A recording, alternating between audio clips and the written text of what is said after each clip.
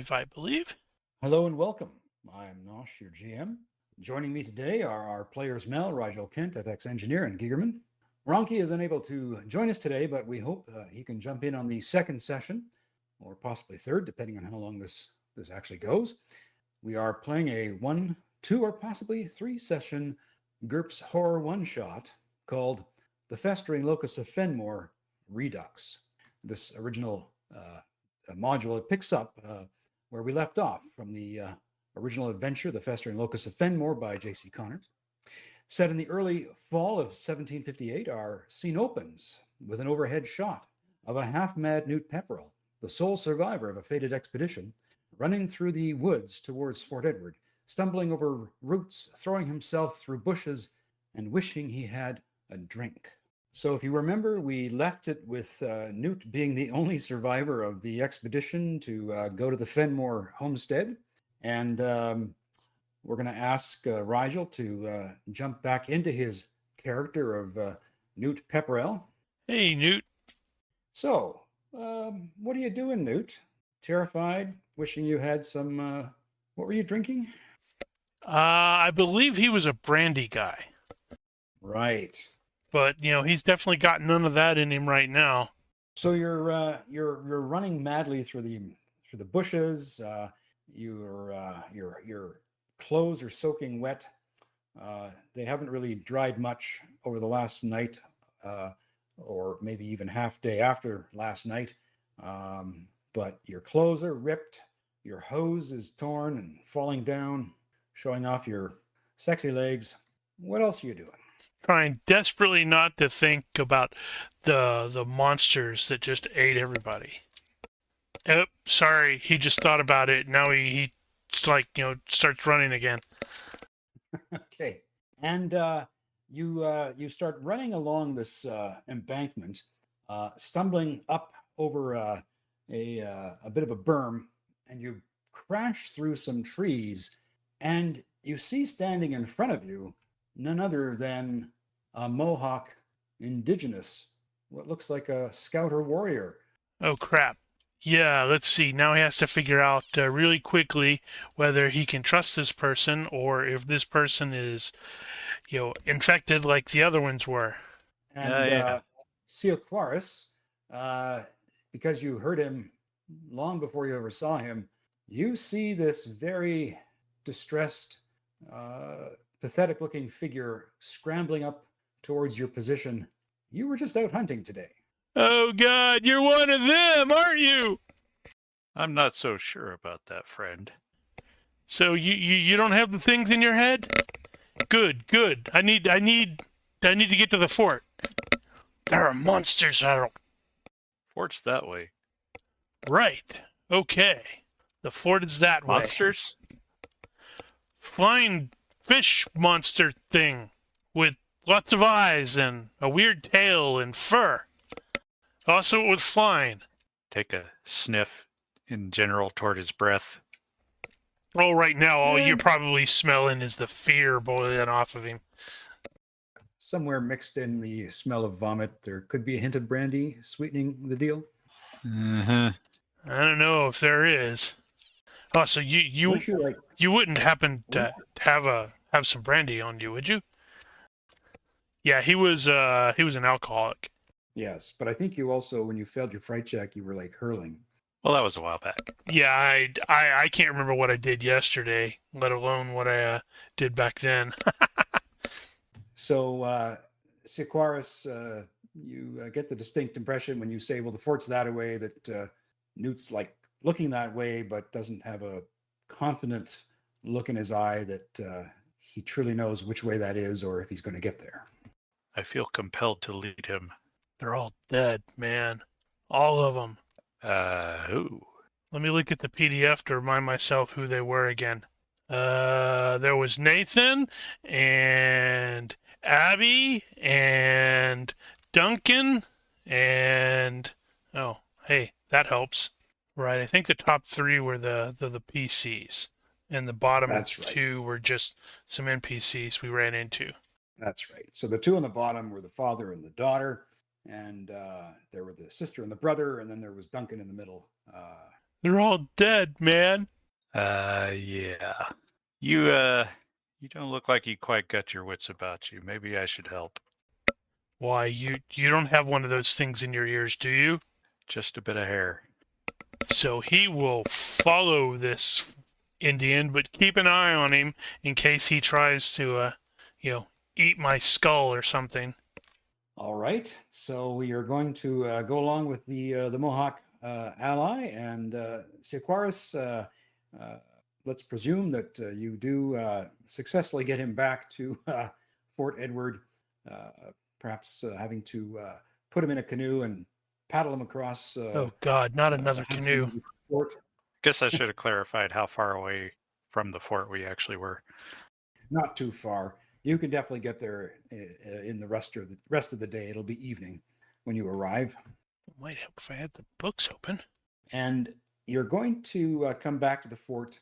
And as you're sort of crossing the river, Newt's like looking around at the tree line, half expecting some horror to come over the tree line. That's exactly what he's doing. And but it's the 25th of August in 1758, and when you get him to the fort and you bring him through the palisade gates, there are soldiers who instantly recognize him. They also recognize you, but their eyes kind of widen as they see Newt in his state, and you hear one of them mumble, "Just hang on here. I'm going to go grab the sergeant. I will just be a tick." That worried look causes me concern. He should. They were monsters. And a very rough-looking fellow comes marching over and says, "Ah, Mr. Pepperell, if you wouldn't mind, sir, would you please come along with me? Will there be We've been brandy? expecting you." I'll see if I can get some from the infirmary for you, but if you don't mind, would you please come with me?" And he turns to Saquaris and says, "Thank you, my good fellow. I'll take things from here." I'm not so sure about that, friend. That's literally the only English he knows, right? So you basically take, the sergeant takes you by the arm and says, "Come along, come along now, Mr. Pepperell. I have a nice place for you right over here." And you can tell that he's leading you over to the jail. I wonder if he can tell. He is thoroughly broken.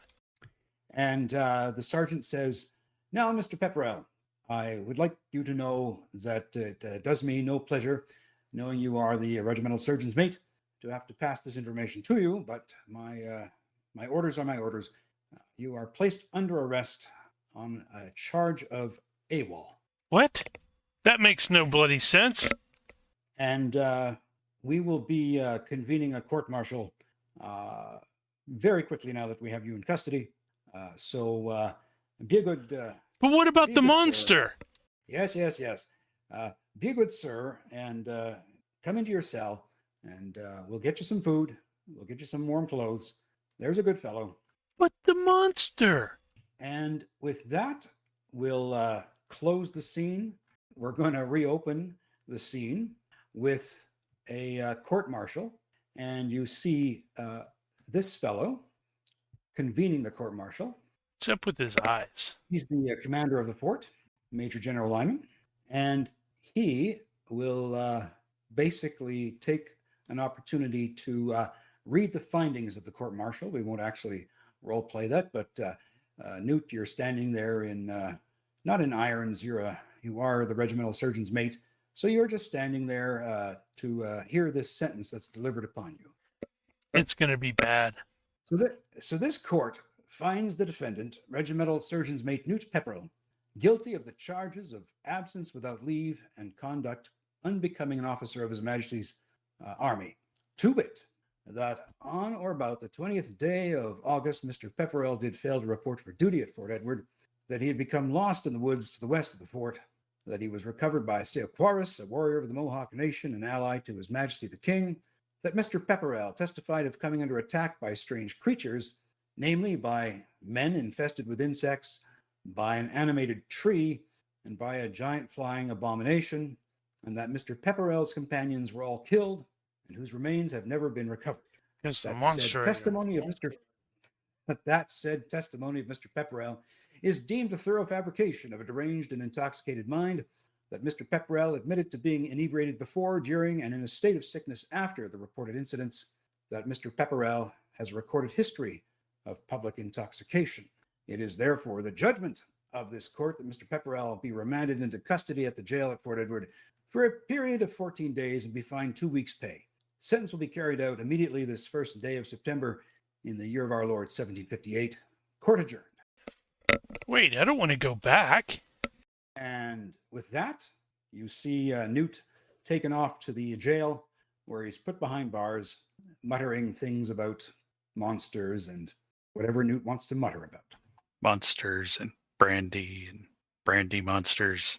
No, brandy monsters would be great. He could drink them. Nobody's listening to him about the monsters. Clearly not. Clearly not. The monsters are going to eat everybody. So, within the span of 14 days in which Newt is incarcerated, additional reports of colonists going mad and strange creatures moving about in the forests attacking settlers and trappers will begin to trickle their way to the fort. Gosh, if All of only this somebody had warned them about that. And all of this, Major General Lehman reasons, could be explained as some fever of the brain, or worse, a tall tale crafted by the French and meant to entice sympathy or draw out fear. And then, on the 14th of September, the flow of the Hudson River comes to a standstill. And then, even more mysteriously, the Hudson begins to reverse its flow. Alarmed at this unnatural phenomenon, Lyman sends a small detachment of men under the command of Captain Oliver Wilbraham to investigate the matter on September 19th. And Wilbraham and his men fail to return 1 week later on September 25th. They're AWOL too. At this point, Major General Lehman will order Lieutenant Hollingsworth. to come to his office. And he shall. All right. So he invites you to come in and take a seat. He says, Lieutenant, he said, Wilbraham's detachment has not returned. And I find this very disconcerting and damn peculiar. I want you to conduct a recce in force upriver. I want you to find out what has happened to Captain Wilbraham and his detachment. I want you to find out what is the cause of the river's reversal. I want you to put down with prejudice any threat that exists to His Majesty's forces or His Majesty's settlements. Do you have a crew of people that you can draw upon to assist you? I think I do, sir. I'll need the native scout. Yes, you'd like to take along Siaquaris? Yes, sir. Yes, I agree with that. And you will also need to help you with whatever boat you choose to take up the river. Take as many of our soldiers as you need to fill out your complement. Very good, sir. And you can head over to the quartermaster's to begin drawing supplies. Let's see. Is there anything else I need to ask him? And he does. He says, now, do you have any questions before you depart? Yeah, I can't think of anything that comes to mind that he would want to know. Because he's probably looking at his stats. Hollingsworth is probably pretty much convinced that this is a French thing. Highly unlikely to be monsters. So he'll probably say, no, sir. Orders are understood. Very well. I will leave you to it to get on with your work. I will look forward to hearing any updates you have when you return from your successful mission. If it should turn out that we are facing a great French force that we have yet to detect, I want you to come back as soon as possible. Very good, sir. And he will properly salute. Thank you, Lieutenant.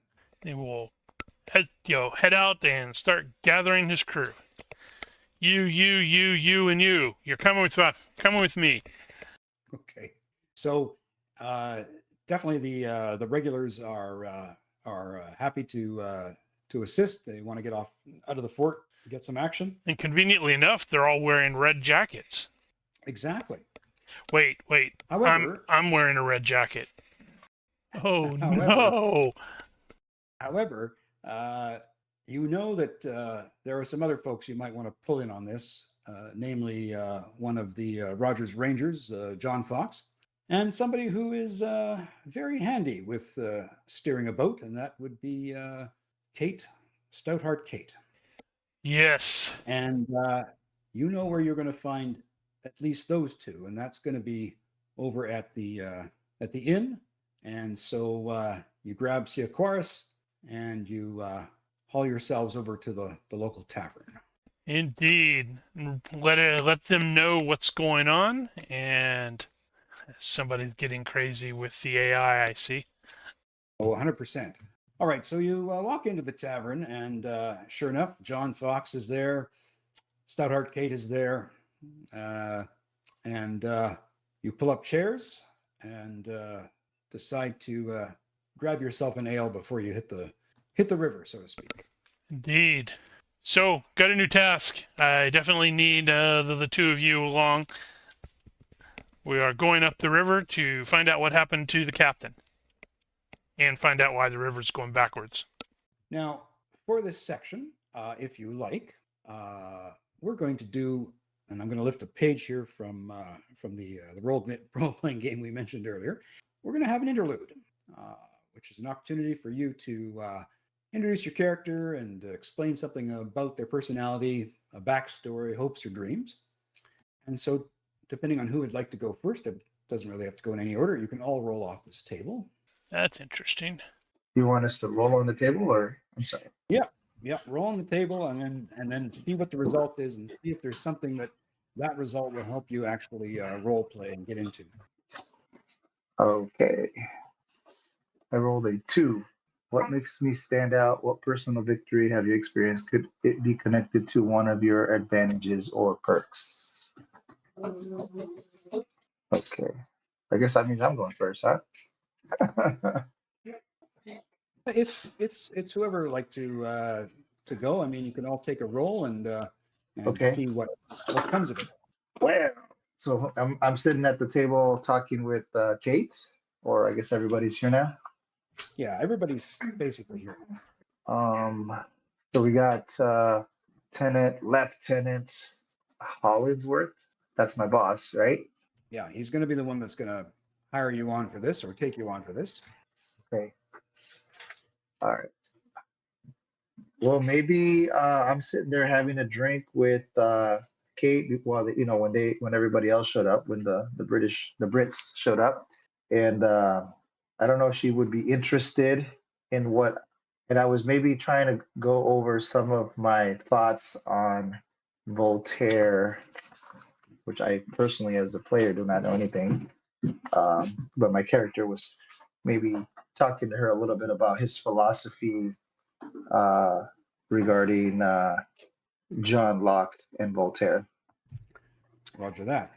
And he's like, and maybe one day, and then he sees the lieutenant show up and, switches the subject.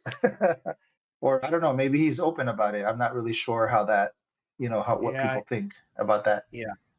At this point, in his description, I explained that he keeps that to himself because he's still very much under British rule. I'm going to just take a break myself because my work email has just arrived. So can we just put the game on pause for a moment? Here we go. Sure. I think he stepped away. So. Oh yes, he has. Okay. So just just hold that thought, everyone, and either talk amongst yourselves. But if Rigel does come back, we'll just put the game on pause for a minute. All right. Well, that would be pretty hilarious. Yeah. So my character, I know what Nosh is saying about keeping my thoughts to myself, but I actually have a disadvantage of fanaticism, and I just looked it up, and it says I must roleplay, and I believe strongly in whatever it is, that I even may be willing to die for it. So I that certainly does don't seem want to. contradictory. Yeah, I don't want to get hung or court-martialed or any of that, sent to the gibbet, by Lieutenant Holloway or the corporal or anybody else or the major general. But I think he's the major general. I'm writing notes as I go, but I can't find them right now. But I feel that he would probably, I think it would come out in his personality, and his conversations, because he really feels strongly about it. Who was it that he was into? Voltaire and John Locke, and fanaticism for classic liberalism. Right. Okay. I think that'd be more like modern day conservatism. Okay, yeah, I have to look. I don't know what that means. I have to look it up. But it says that I put it ahead of everything else. I might even be willing to die for it. If it demands obedience or a code of behavior or loyalty, you oblige willingly and unquestionably. So. Well, I suppose in your case, you really only know that it's a political thing. And if he's trying to keep it secret, then he's going to avoid talking politics. But if he gets caught talking politics, he's probably going to let that out. Yeah, I think Kate is chummy and nosy, so she'll probably try to pry it out of you anyway. Yeah, and actually, John has a quirk level of chummy, so he loves being around people and he loves company. He doesn't like being alone, or he likes being around people. So yeah, I mean, if Kate is willing to listen, he's willing. He doesn't talk treason. He's not talking treason, at least from his perspective, but more like, hey, it would be cool to. I don't know how they would even be thinking about it in those days, but he's not thinking about like a rebellion and overthrowing and killing, the British or anything like that, but just maybe the British, is it a queen or a king? See, I don't even know anything. I'm kind of ignorant on history. They would, he's like, maybe they would grant us independence one day, or maybe, we will become their equals or something like that. Is it King George in the 50s? Yes, I think. Interesting to note, it's actually referred to as economic liberalism in this time period. It's not until. So feel free to correct me. Well, yeah, it wouldn't be classical, would it? Yeah, it's not until Great Depression, I think. So Nosh you may have been away, but Nosh got a work email, so he was asking if we could put a pause. Oh, yes, I can hit the pause. Hold on. Sorry, I was AFK. All right, so I am going to do the generic intermission, and we should be back. All right, welcome back, everyone, and apologies for the delays, but sometimes real life takes precedence on these moments. All right, so who did we leave off with? We left off with whom? Well, John was kind of talking to Kate. She seemed interested in some of his thoughts. He was talking about, some of his beliefs on, and stuff that he's read with Voltaire and John Locke. She seemed kind of open and receptive to it, so he was willing to talk to her about it. And then I think he would have, as the lieutenant showed up, he would have probably toned it down a little bit and maybe shifted over into, hey, when you're doing a water crossing, this is how you carry your rifle, and this is the type of gear that you want to have, kind of going over some of that stuff. I think I was going to talk about, I lost my thing. Personal victories. Have you experienced what else would he talk about? He would have talked about, it would have come across to Kate and everybody as they become to know him, that he's a very educated person. He's very educated. He does a lot of reading. He's got a slight cleft in his upper lip, but he's not self-conscious at all about his looks. He's very confident in himself. And let me just pull something up real quick. And I mean, you guys know him as he's a very competent outdoorsman, with his rifle and his hatchet. He's very fit. You can tell, he's and he's very open. he's very easy to read. Like whenever he's talking, you could tell if he's feeling angry or sad or kind of like his emotions and feelings. It's kind of easy to read in that sense. And he's very loyal to his Royal Rogers Rangers. So that's kind of the stuff that you would have known or know about him. All righty. Well, thank you. Yeah, you're welcome. Give yourself an additional Benny for that. Sweet. Thank you. Yeah, and those are all listed under your resources. Okay, who's next? Kate will go, since she's already there with John Fox. So the way they're seated at the table, Kate's kind of seated so that she can listen to John and also kind of keep an eye on who's going in and who's going out, because she's kind of nosy and, keeps an eye on people. And as soon as a lieutenant walks through the door, her face lights up and she starts waving at him from across the room and say, Lieutenant, come join us. And she's, it's like, she's not like over the top, but her whole countenance kind of brightens a little bit. So she would, people around the fort would know her as friendly, that she'll, she doesn't really meet a stranger. She's usually pretty chummy. She doesn't seem to do well on her own. And she's, pretty inquisitive. She says she's nosy, so she'll kind of get into people's business sometimes, whether or not she's invited to. And anybody who's actually paying attention will see that anytime she sees the lieutenant, she's kind of she doesn't follow him around, but she'll just kind of seek him out and walk over to wherever he is or wave him over or whatever. She seems to genuinely like being around him. She also has this thing that she does, and it's only for the lieutenant. Whereas when they either bump into each other or in this case, when she waves him over, she'll hold up her hands. It's kind of like a thing where she's showing him she doesn't have anything in her hands. She hasn't taken anything.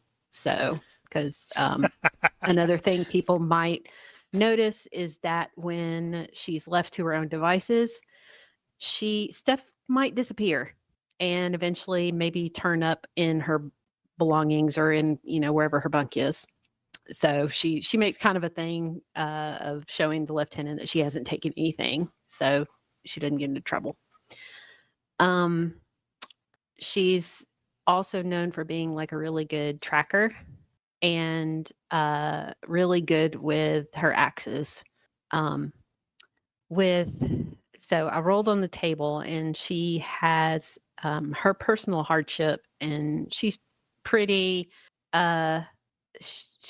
open about her past for the most part. So she'll talk about growing up on the streets. So that was her basic hardship, that, her family was not well off. She doesn't really seem to like people who are genteel people. And she's definitely more of a rough and tumble, can get into hold her own in a fist fight.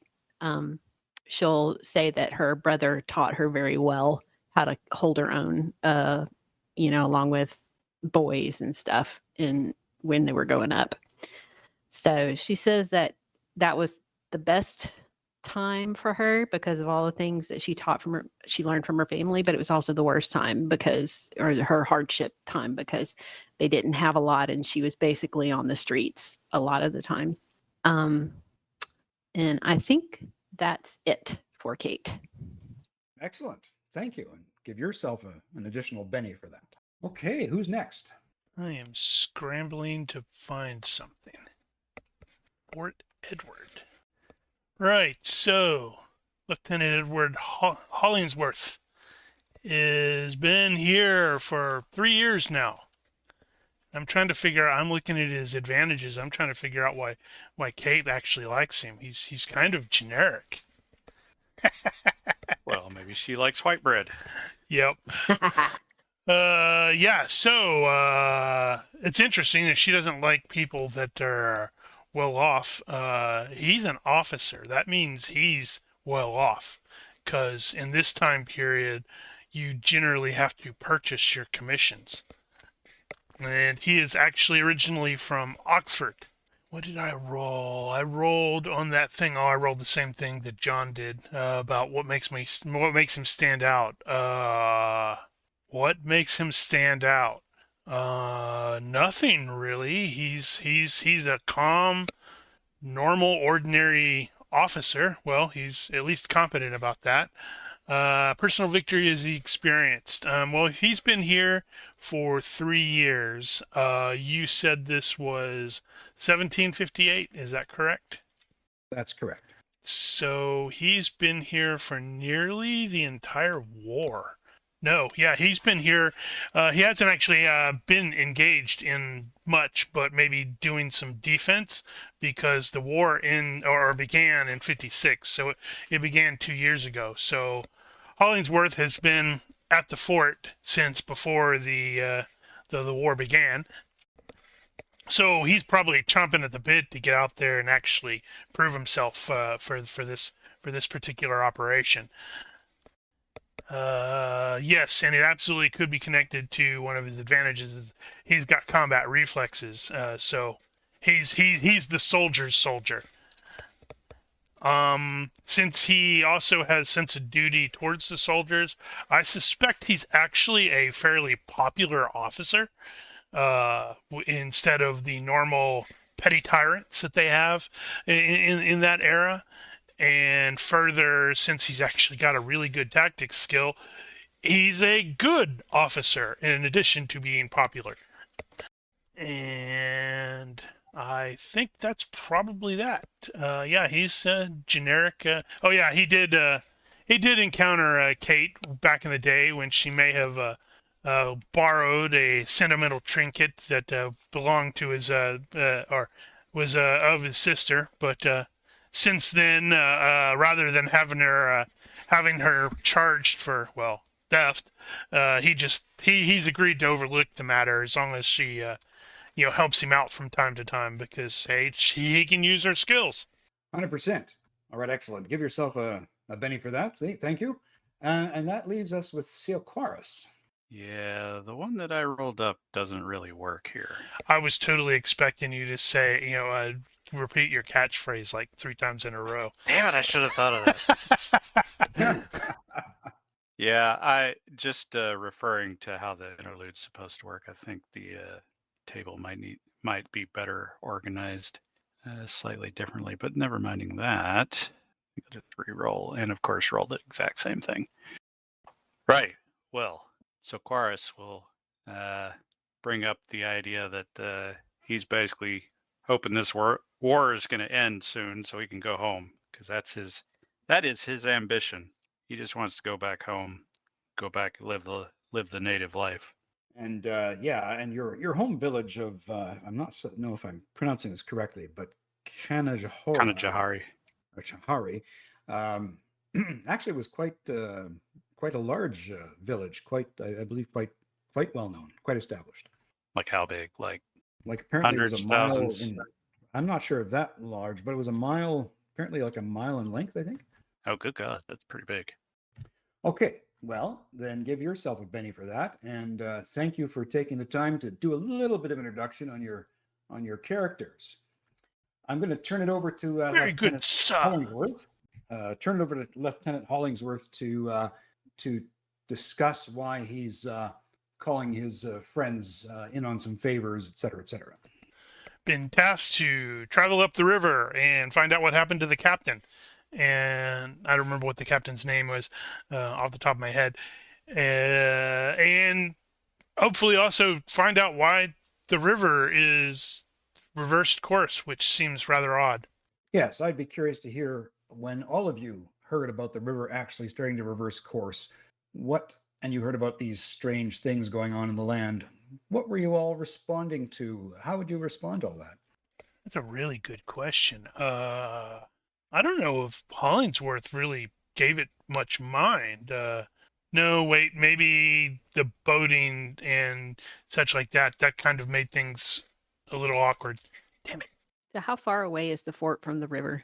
The fort is right along the river, I believe. Let me call up a map. Okay. So as soon as Kate hears about it, map. she will impulsively go, huh, I I need to see this, and like trot out of the fort and head over to the river and just to go see it for herself. Well, I think There. I think it's been like that for a week or so. Yeah. Yeah. Basically, within the span of, let me I'm going to read this back again. On the 14th of September, the Hudson begins to reverse its flow. They send Wilburcrum out on the 19th of September, and by the 25th, he has not returned. And that's when the CO orders you to get going. So we must be sitting around the 25th of September at the moment. So it's been about half a month. Right. Yes, so we're going to be traveling up the river, possibly towards Fenmore. Dun dun dun. Dun, dun, dun. That's correct. I'm gonna have to go interrogate that bloody lunatic drunk, aren't I?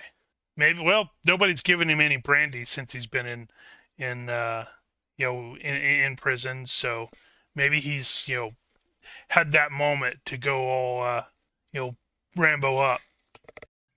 So are you saying that you're going to role play both Lieutenant No, Hollingsworth I'm absolutely not. and yourself? I'm absolutely not. I think this would be a wonderful opportunity for you to play both sides. Wait, I'm just wondering if he would care what that dude says. So, Giger, how do you officially say his Sequoris? Sequoris. So, where is he originally from? In terms of this particular area? Is it on that map? I don't It's know. not on this map, but it would be some distance to the west. Okay, so Off the map. we would potentially be entering territory that he's even more familiar with.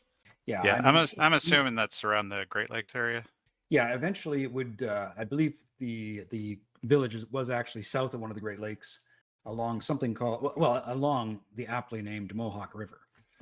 Right. So, yeah, that's what we need to do. And I'm presuming it's possibly later in the day. Gonna have to gather, get the various stuff from the quartermaster and set out upon the morrow, including with the corporal. What is it, Corporal McLean? Yeah, Corporal McLean is definitely eager to go.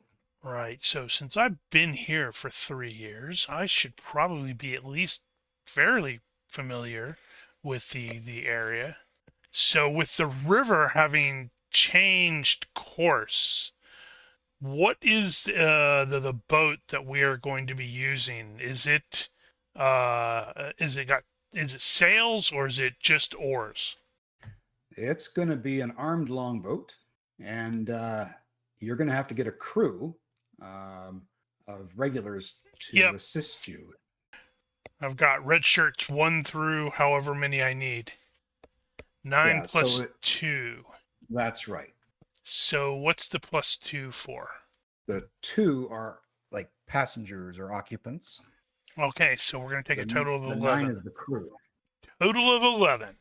So I'm going to round up the 6 usual suspects. Let's see, we're going to have a Hudson, a Hicks. I'm going to do you one even better. No, we need a Pharaoh and a Spunkmeyer.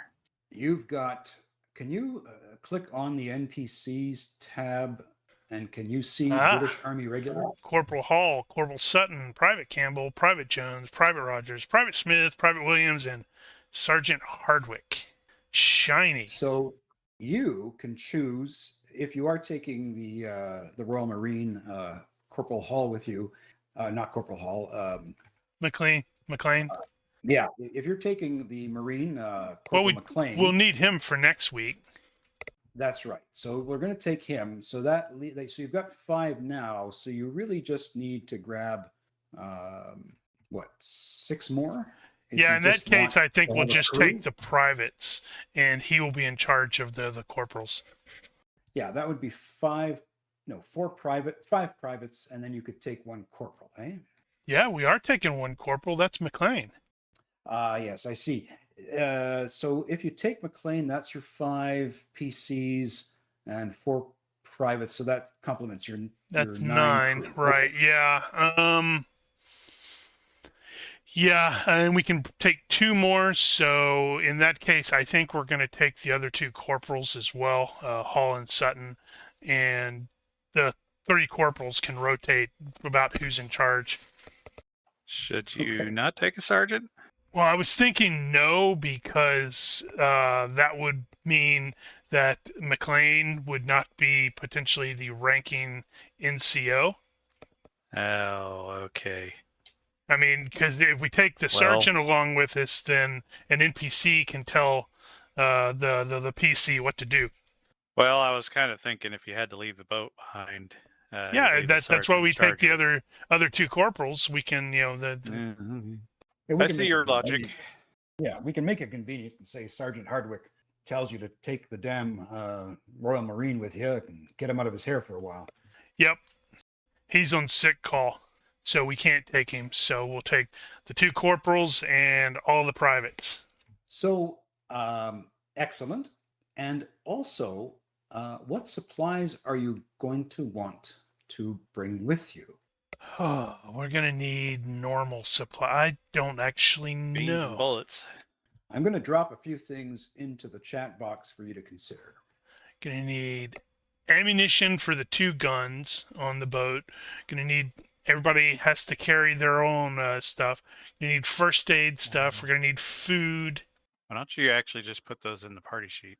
Yeah, yeah. and I would say I think my PC is smarter than the character, or sorry, my player character is smarter than me. And he's been training them on different types of gear and supplies that's maybe not conventional, not like their typical stuff that they would have from the British, guide, but stuff that they may consider for guerrilla warfare and unconventional tactics. And then also Kate, as the guide, she's probably also giving them some more local specific things that we should have. Well, we're just going on a recon mission. What do you think's going to happen? The major said, or was it a major? I can't remember. I think it's a major. General. Yeah, Major General. Ah, Well- right. The general said recon in force. That's a little Recon different. force, and John's role here is as a subject matter expert on unconventional tactics, and he's advising to always be prepared, always be ready. And he's making certain recommendations on loadouts. Obviously, the lieutenant will make the final call. So Holy I cow. dropped some items into chat, not telling you what to take, but things to consider Yep, from drawing supplies. pretty much all that stuff. Okay. Yeah, we'll definitely have like the group basics, personal basics, camping food, that kind of stuff.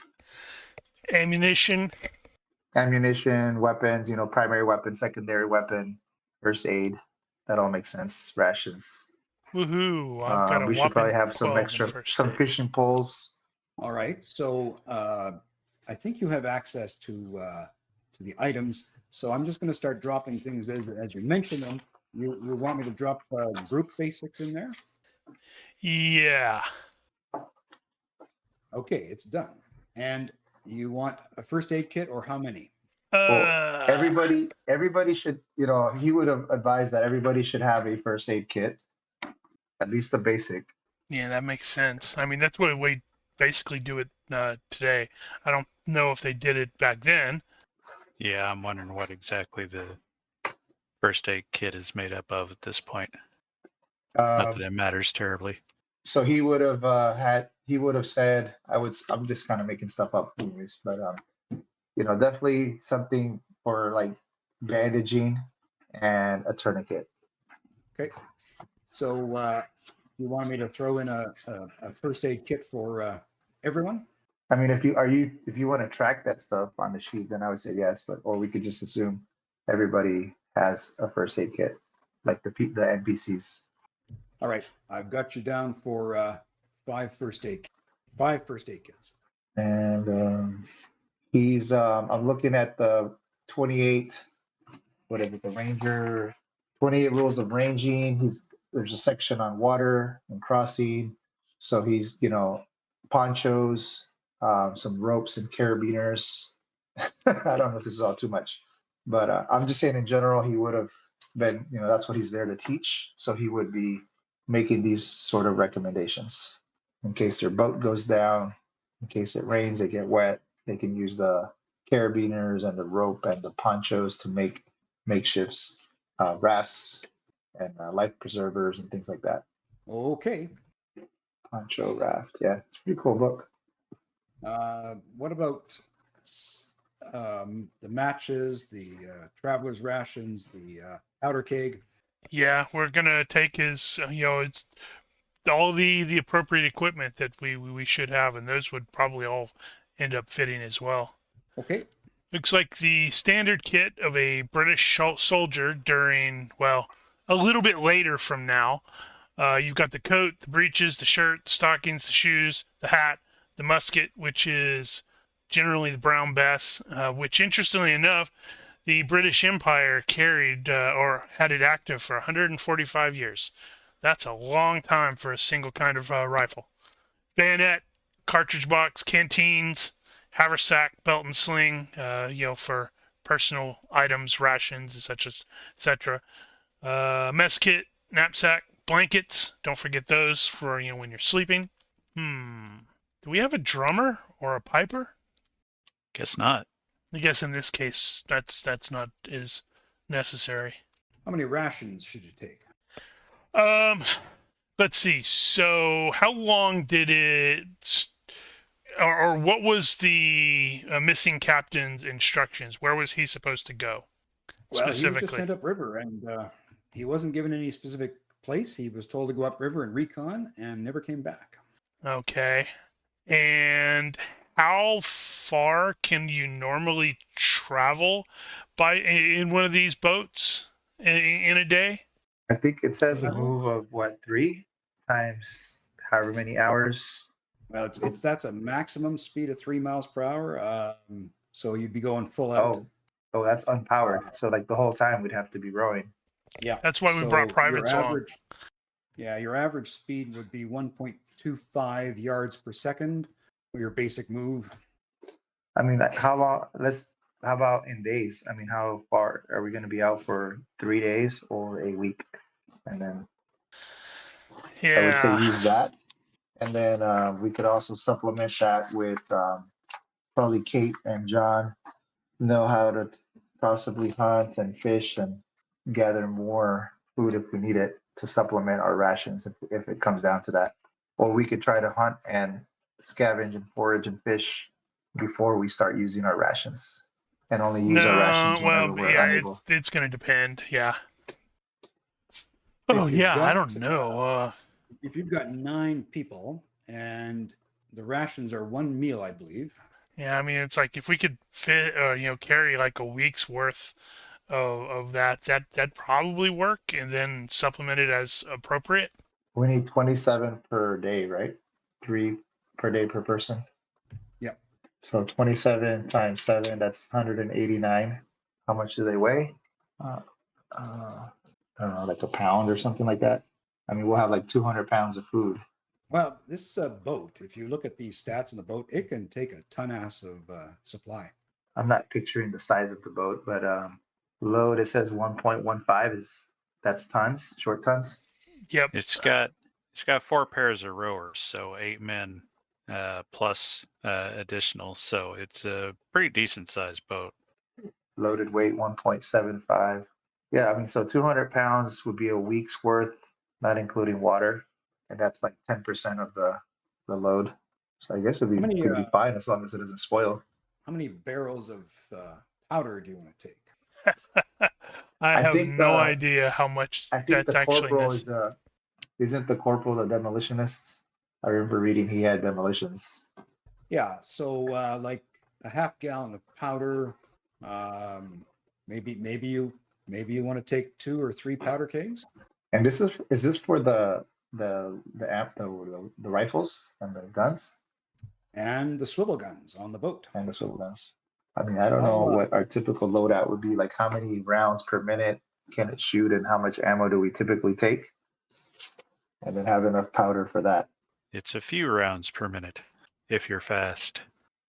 I'll put down 3 powder kegs for now. Yep. Make sure it's not enough, so we will end up running out. How many balls of shot or grape shot do you want to take? As much as we can, whatever the normal combat load is on that. Man, that's a really good question now. I feel like I knew that at one point. I want to say like 12 balls for some reason. Does that sound reasonable? I think it's probably more like 30. Per gun? There are sizes the cartridge box comes in. Actually, is there notes on that? Well, I'm looking at my flintlock. Brown Bess has 40 shots. No, that's seconds to reload. Oh, seconds to reload. 1 shot, 40 seconds. Ooh, okay. Uh-huh. Okay, so Daniel, or you're thinking 30 round shot. Yeah, I'm leaning that direction. Yeah. Would that be per gun or per gun? Well, or, that's 15? that's the size of the cartridge box. Now, if you're firing 2 or 3 rounds a minute, then that's going to last you 10 minutes of continuous firing, which is quite a bit. So I just posted a link. It's a model, but it looks like about the appropriate kind of weapon or boat that we're in. And also, in accordance with the teachings of the 28 Ranger Ways, rules of ranging, he's teaching you guerrilla warfare, so not for like a prolonged assault. So everybody's got a minimum number of ammunition and etc. And So you maybe a all little bit extra. You're all personally carrying about 36 rounds in a cartridge box for your rifles. How much grape shot bags do you want to bring along? Yeah, I'm poking around trying to see if I can find what if there's like an actual list of what the normal load would be for that. Well, if you're taking 32 sort of 2.25 pounder balls, perhaps you take 12 bags of grape shot? God help us if we need more than that. 30 bags of grape shot? No, I think 12 makes sense. And, that way we can be completely run out and desperately need more. Because it's not a proper combat situation if you're not out of everything. I can bump it up to whatever number you'd like. Well, no, you can't, because then the boat won't be able to leave. Like, yeah, I we're think taking... Yeah, the Major General's like, what are you doing? Are you taking all of the ammo in the fort? Well, yes, sir. No. I am pretty sure that we can bump that number up to 15 bags of grape shot. Sure, that'll work. The slow match, the quick match, they're both 5 yards in length. Do you want to just take one of each, or do you want to take longer amounts? That's probably... I think that might be fine. We also probably do need to have, like, something akin to tents, because we're not going to be sleeping on the boats, when it's dark. I think group basics, does that not include a tent? Okay, yeah, never mind. No, it doesn't. Well then, yeah. So some of I don't us think will. so. Some of us may need like at least lean-tos. Okay. Well, why don't we throw on say 5 2-man tents? All right. Make that 6 because Catherine would get her own. So if you're open the party sheet, you can see what I've laid out there for Yep. your load. Yep. And inevitably, we're gonna find some stuff that we're missing. All right. Well, if you're satisfied with that for now, we can always retcon a few things if we all decide it's reasonable to retcon it. Sounds good. And with that, you get these privates to haul all this stuff down to the boat with some grumbling and complaining and bloody officer this and can't wait to get on the river. There's no crying Secure in that shit, Sutton. Okay, we're going to move forward. So you get everything loaded on the boat. Are you going to load the swivel guns? And what are you loading them with? Let's see. We've got... Dang it, where did that go? So we've got 2 swivel guns, 1 starboard, 1 port. Okay, and we've got ball and grape shot. We probably load them both initially with ball. That sounds reasonable. And then we set off, never to return, because we're all going to die. All right. Share another image with you. So you pull away from the dock at Fort Edward and begin to ply the armed longboat into the Hudson River. You leisurely paddle your way up the Hudson, and you see that it doesn't require much paddling because there is actually quite a consistent current that's pulling the water oddly inland. I'm certain that's And not the going to be current- bad. The current takes the Recce Force past once familiar inlets, shorelines, and natural features that have already been flooded in the past 2 weeks at an alarming rate. And as you move further upriver, you begin to see disturbing confirmation of the stories told by the settlers and your indigenous allies. Here and there, you can see bloated bodies of cattle, goats. You can see destroyed wagons, basic furnishings, and occasionally you spy a human remain sort of caught in the low branches of the trees that are overhanging the swollen river. After about 5 hours into your sojourn upriver, you look ahead and you can see a raft floating down the river towards you. And I'm just going to show on the map where you are now. It'll be a red dot. Did the red dot appear? It did. We're already past Fenmore. Not that any of you recognize the Fenmore place, but yes, you just passed the Fenmore area. Okay, is there anyone on the raft? Okay, so it's quite far away, and I'll just put up an image here because what you can see is there appears to be a very crude canvas tent that's been lashed on top to give some crude cover of some kind. Just for chorus, what does your Indian eyes see? Same thing yours does, sir. And what do? It's still quite a ways off.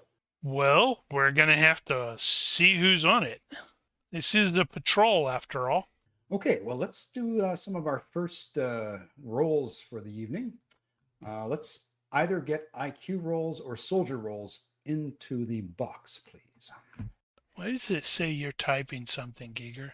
Because it's dumb. You know how to fix that, Okay. right? I'm gonna Actually- start by saying, if you failed this roll, do you want to use a Benny to re-roll or not?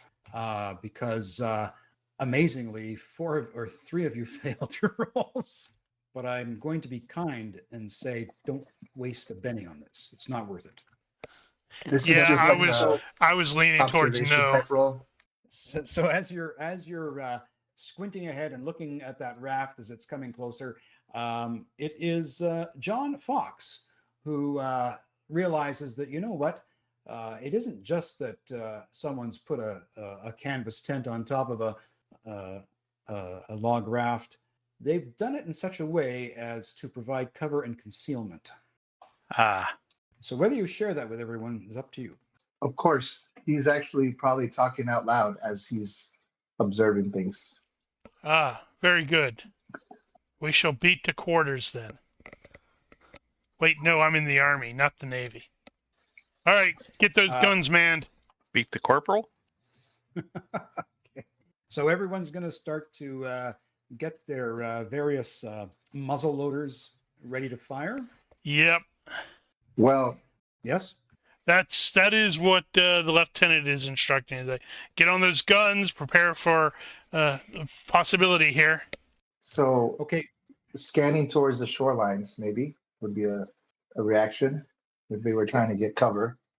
So if you're scanning the shorelines, you don't really see anything out of the ordinary. You just see really thick trees, and some are again kind of leaning down into the water. I have a question. Okay. Yeah. So you said there was a current. So is the raft drifting or is it anchored? And can I do maybe a calculation estimate of how far it may have drifted, It's- before we caught up to it? Yeah. So it's still coming towards you, but it's at a very slow pace. So obviously something is pushing it against the current. Okay, that's good to know. So you allow, I guess, if I'm hearing you right there, Lieutenant, you're just going to allow the current to kind of bring your craft closer to this raft. Sorta. I think that's initially the case, and then once, while everybody is making sure their weapons are loaded, and then we will have the dudes on the like half of the rowers actually get back to properly rowing, so we Okay. can actually control where we're wanting to go and all that. Okay. I should have asked, who's actually at the back of this rowboat with the hand sort of on the tiller, as it were? Is that just the boating unpowered skill? Mm-hmm. Yeah, I've got a 14 in it, so I can probably do that. I'm pretty darn Mhm. good at it.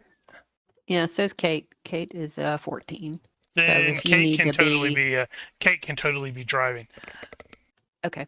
Yeah, I would think that would make sense. That Kate would be the one to be sort of steering the boat in your sort of position somewhere near maybe one of the swivel guns, because I think you've got the cannon skill. I do, yes. And I've Okay, always wanted to so- fire a cannon.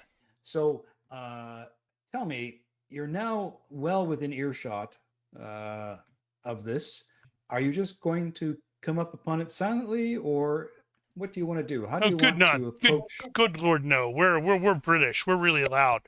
We're gonna call out to the boat. Ho, boat, identify yourself. In the name of the king. And you Uh, definitely hear. Yeah, go ahead. Too late, because again, John is unconventional warfare and tactics. He was going to suggest that maybe he can sneak quietly under the water and reconnoiter, but too late. Okay. So as you're about to just say, "Hold that," you hear the lieutenant shout out, "In the name of the king, present yourselves." Yep. Remember, I am And regular army. and like within seconds of you saying that, all of a sudden you see kind of a arm come out of the tent, waving, and then another arm, and then you see a what appears to be like a red-headed colonial come out and stand sort of in front of the tent, and this is what he looks like. And he's holding two arms. No, I have an idea, and I'm gonna see if it's right. Nope, not quite as right as I was thinking. I was thinking it was gonna be one of the dead guys from the previous run. Ah, right. So this fellow comes out. With God, his look hand at that up, hair and color. We have to shoot him. He has no soul. and he says, "Oh, thank the Lord! We've been saved. We've been saved. Yes, yes. Don't shoot. Don't shoot, please. In the name of the King, don't shoot." And I'm here with my wife and my family. Please, please help us. And you see some others emerge from the tent. A young girl, Who also has no soul. a young boy, Man, He that looks whole suspiciously like family. his sister. an older boy, and he kind of goes back to the rear of the. You can see him, his father indicating to him, pick up the pole, go back, and so you see this one younger lad go back to push the raft along, and then the wife comes out. And not to state the Wow. obvious, Lieutenant, but this is obviously not the missing captain. Indeed, it is not. Why are they all so orange-haired? None of them have souls. Kate will Bloody be like, Scots. maybe they saw the captain. Well, I figure we're going to get closer before they spring their monstrous ambush upon us and try to So- eat our souls, since they clearly have none. So the so anyway, yeah, the father just keeps waving, and then he grabs a pole from the floor of the raft, and he assists his son to get the raft closer to yours. And you can see the wife; she just bursts out into tears of relief, and the younger kids are kind of pulling at her apron. And so you come upon the raft, and the father stops polling, and he just says, "Oh, thank the Lord, thank the Lord. It is so good to see you. Are you here to rescue us?" We are heading in this direction to investigate. How did you come to these straits? Oh my gosh, oh my gosh. How we came to these straits, how we survived even getting to these straits. Um, we were, our cabin is merely up around the bend of the river, or at least what used to be the bend of the river. And only a few days ago, we were attacked in our cabin. We were attacked in our cabin, and Attacked we by didn't know what Frenchmen? to do. No, I wouldn't say they were Frenchmen, sir. Uh, they were strange. They they were the strangest men I've ever seen. I couldn't That quite sounds make like out. French. I couldn't quite make out what what nationality, whether they were English or French or indigenous. But what was strange is they were all covered in a purple paint of some kind. Right. So I'm gonna look at. Oh, crap! I can't remember how do you pronounce Sequaris. I'm gonna look at him, to see if he recognizes that as like a specific tribe or something like they don themselves in something similar. Not that I'm aware of. Also, demon bugs.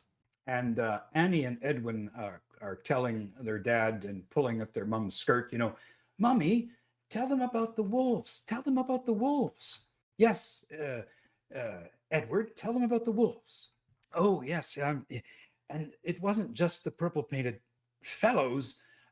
There were these, well, we thought they were wolves, but they didn't sound like wolves, but they were prowling around the homestead's outskirts. Their howls were terrifying. They were strangely peculiar, but haunting, like almost like tormented human voices wailing in the night. We managed to fend off the men with the purple paint, but with the river rising ever more rapidly day by day, we realized we had to escape. So Interesting. so just not even really a day ago, the time slipping by, we decided to just tear down our cabin, and we created this raft with this tent. And by God's grace, as we were pushing off the river, these purple painted men, they returned and began to fire upon us as we were moving into the river.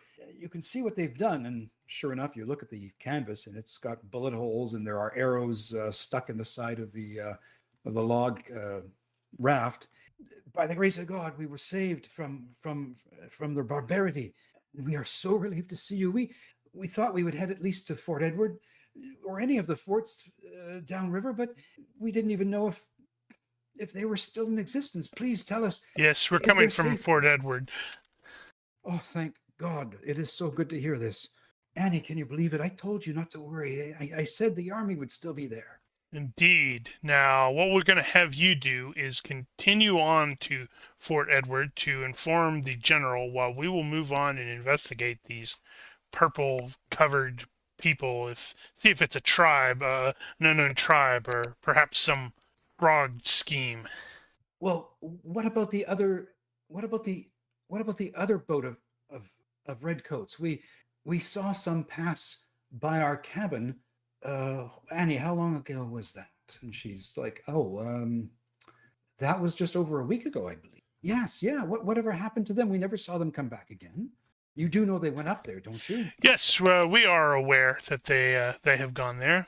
We are heading up to reinforce them. He is intentionally not telling them that they are missing because he doesn't want them to panic even more. Oh, well, what a relief. What a relief to know that the government and the king is doing something in the face of all of this. For the king. Yes, indeed, for the king, and God save the king. Thank you so much. We will do as you order us, sir. We are going to continue to move down the river and get to safety. Is there anything we can pass on from you? Just relate what you've told us to the general, and let him know that we are continuing on. Oh, very good, very good. And please, God's blessing be with you all as you move forward. Stay safe. As I shiver because they all turn their soulless eyes upon me. Does anybody else want to ask anything, or you distinctly see the privates kind of like looking at each other, going like, "Wolves? Like what the hell is he talking about?" Right. So, What kind of actually, I wolf? probably want to grab some of those arrows that you said were like sticking out to see if they have any identifying marks, like say, "Hey, this tribe always does it this way." I have no idea if that's even a thing, but that might be I think it of is actually. yeah. See if we can at least Yeah, you can identify you, the you can tribes totally involved. grab totally grab some arrows, 100%. Yeah, and hand him over to yeah, that guy. Because of course I'm going to struggle with somebody's name.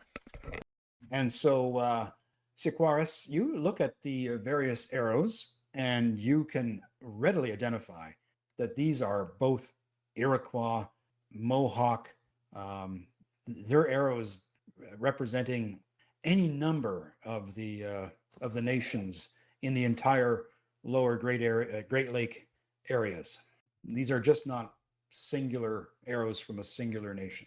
Now, if I'm not mistaken, they are sort of federalized, for lack of a better term.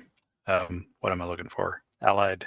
I know there's a big So alliance some of allied with the tribes in this area. so some nations allied with the French and some allied with the British. Okay, so this would be a mix of the two. Absolutely. Okay. Yeah, these don't belong together. I'm telling you, it's a filthy French trick. You can never trust the French. And what does our ranger think of it all? And what does Kate think of it all? John is not sure. He's thinking about all of this stuff, trying to put it together. He would probably maybe ask some more details on the painted men, I guess, that they saw, or the the Indians or the natives. Try to get more, a little more detail there. Um, I don't. Something's going on here. He's not sure exactly at this point. He hasn't yet cottoned on to the fact that he's in a horror adventure. No. He is kind of focused on, hey, following the orders that he's been given to help you guys find the missing captain. So he might focus a little bit more. He picked up on the lieutenant's reluctance to mention that they were missing. So he's not gonna, he'll play along with that. But he might say, like, did you catch which direction they were headed, or where exactly did you see them last? How many were in the group, that kind of a thing. Well, good, sir. They sort of came out from what I can only assume was sort of the northwest of our cabin, somewhere upriver. But to tell you the truth, after our first encounter with them, I didn't go even further afield than eyesight of my cabin for fear of our lives. No worries, good sir. We appreciate the information, and I would hearken to listen to the lieutenant here and make all due haste to the fort, where you will be safe. Oh, believe me, we will be doing precisely that. My young lad here, he's got strong arms for his age. He'll help. Do his they old look like they cause. have enough supplies to make it back? He would offer some of his supplies, his personal supplies if need be, personal rations. Yeah, no, they'll be able to make it there by the evening, so not to worry. How about Stout-hearted Kate? What is she thinking about all this? So Kate's like, I don't know nothing about purple people. I never heard about that, but she kind of picks up on the wolves. Can you run like through like what they said about the wolves again? Because I kind of lost it. So what they said is that there were some strange looking creatures that they thought were wolves, but they just didn't sound like wolves. And they were prowling around the homestead's outskirts. But he said their howls were particularly chilling and strange and peculiar and haunting, and sounded more like tormented human voices. If he could put his finger on it. That's what he would say it sounded like. Okay. Now she's going to be like, I don't know nothing about wolves that sound like people, purple people.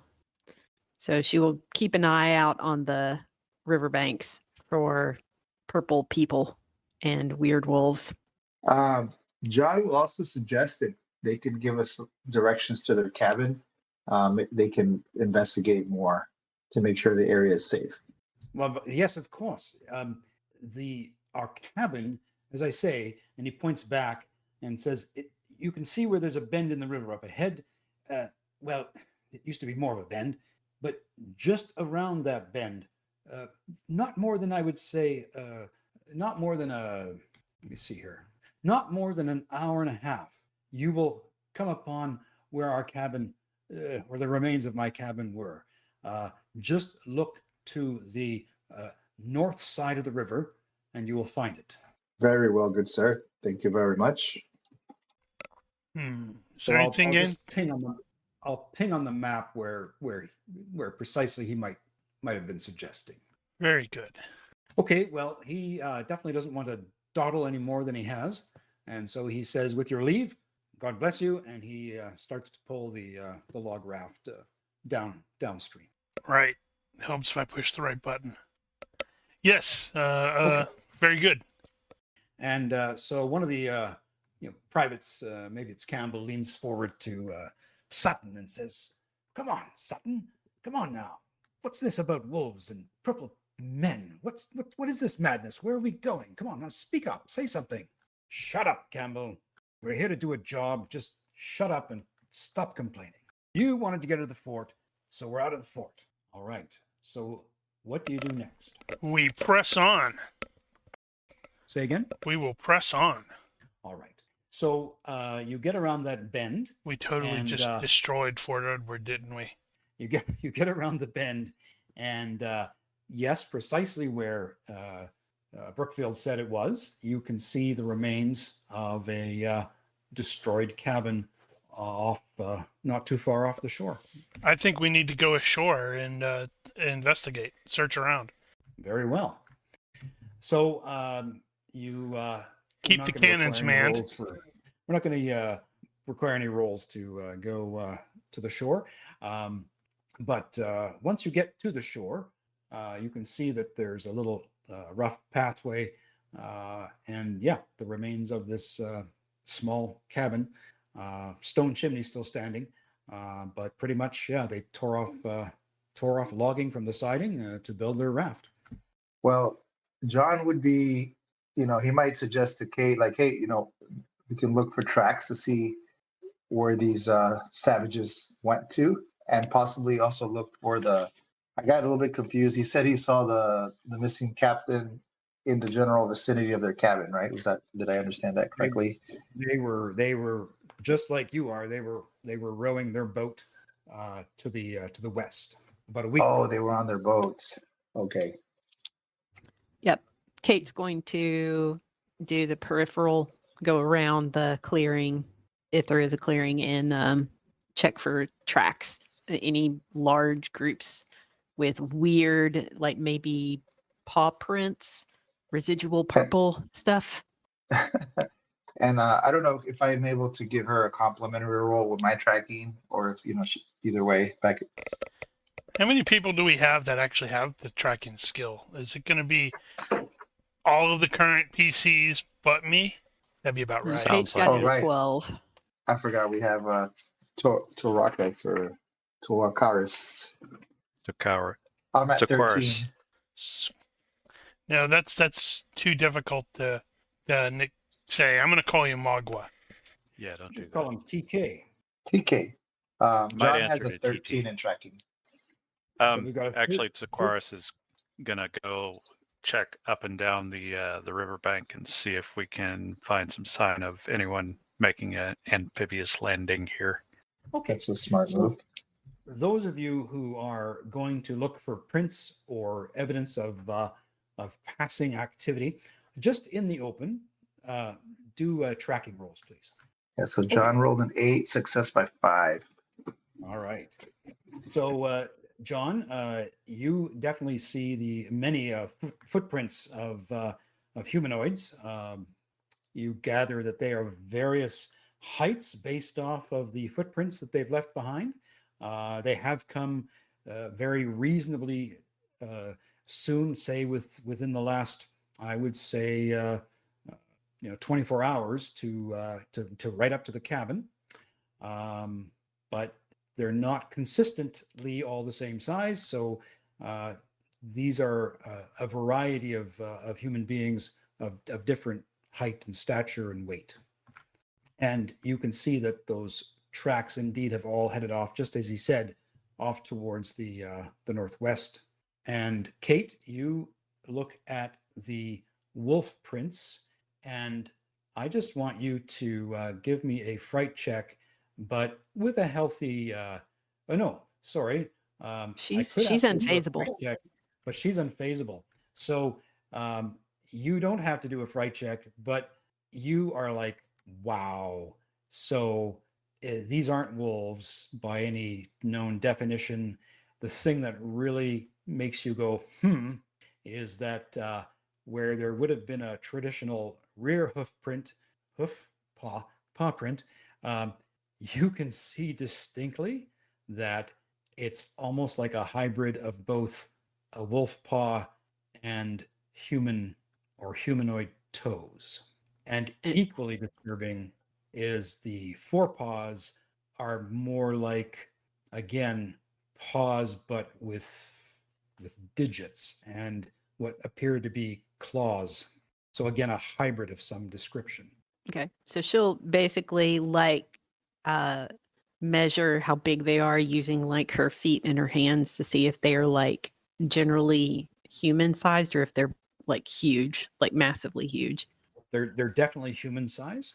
Okay, so she's going to kind of get an idea about how many there are and like what direction they were coming from and where they were going to. Like, were they coming towards the house, and did they circle around and head off in a different direction?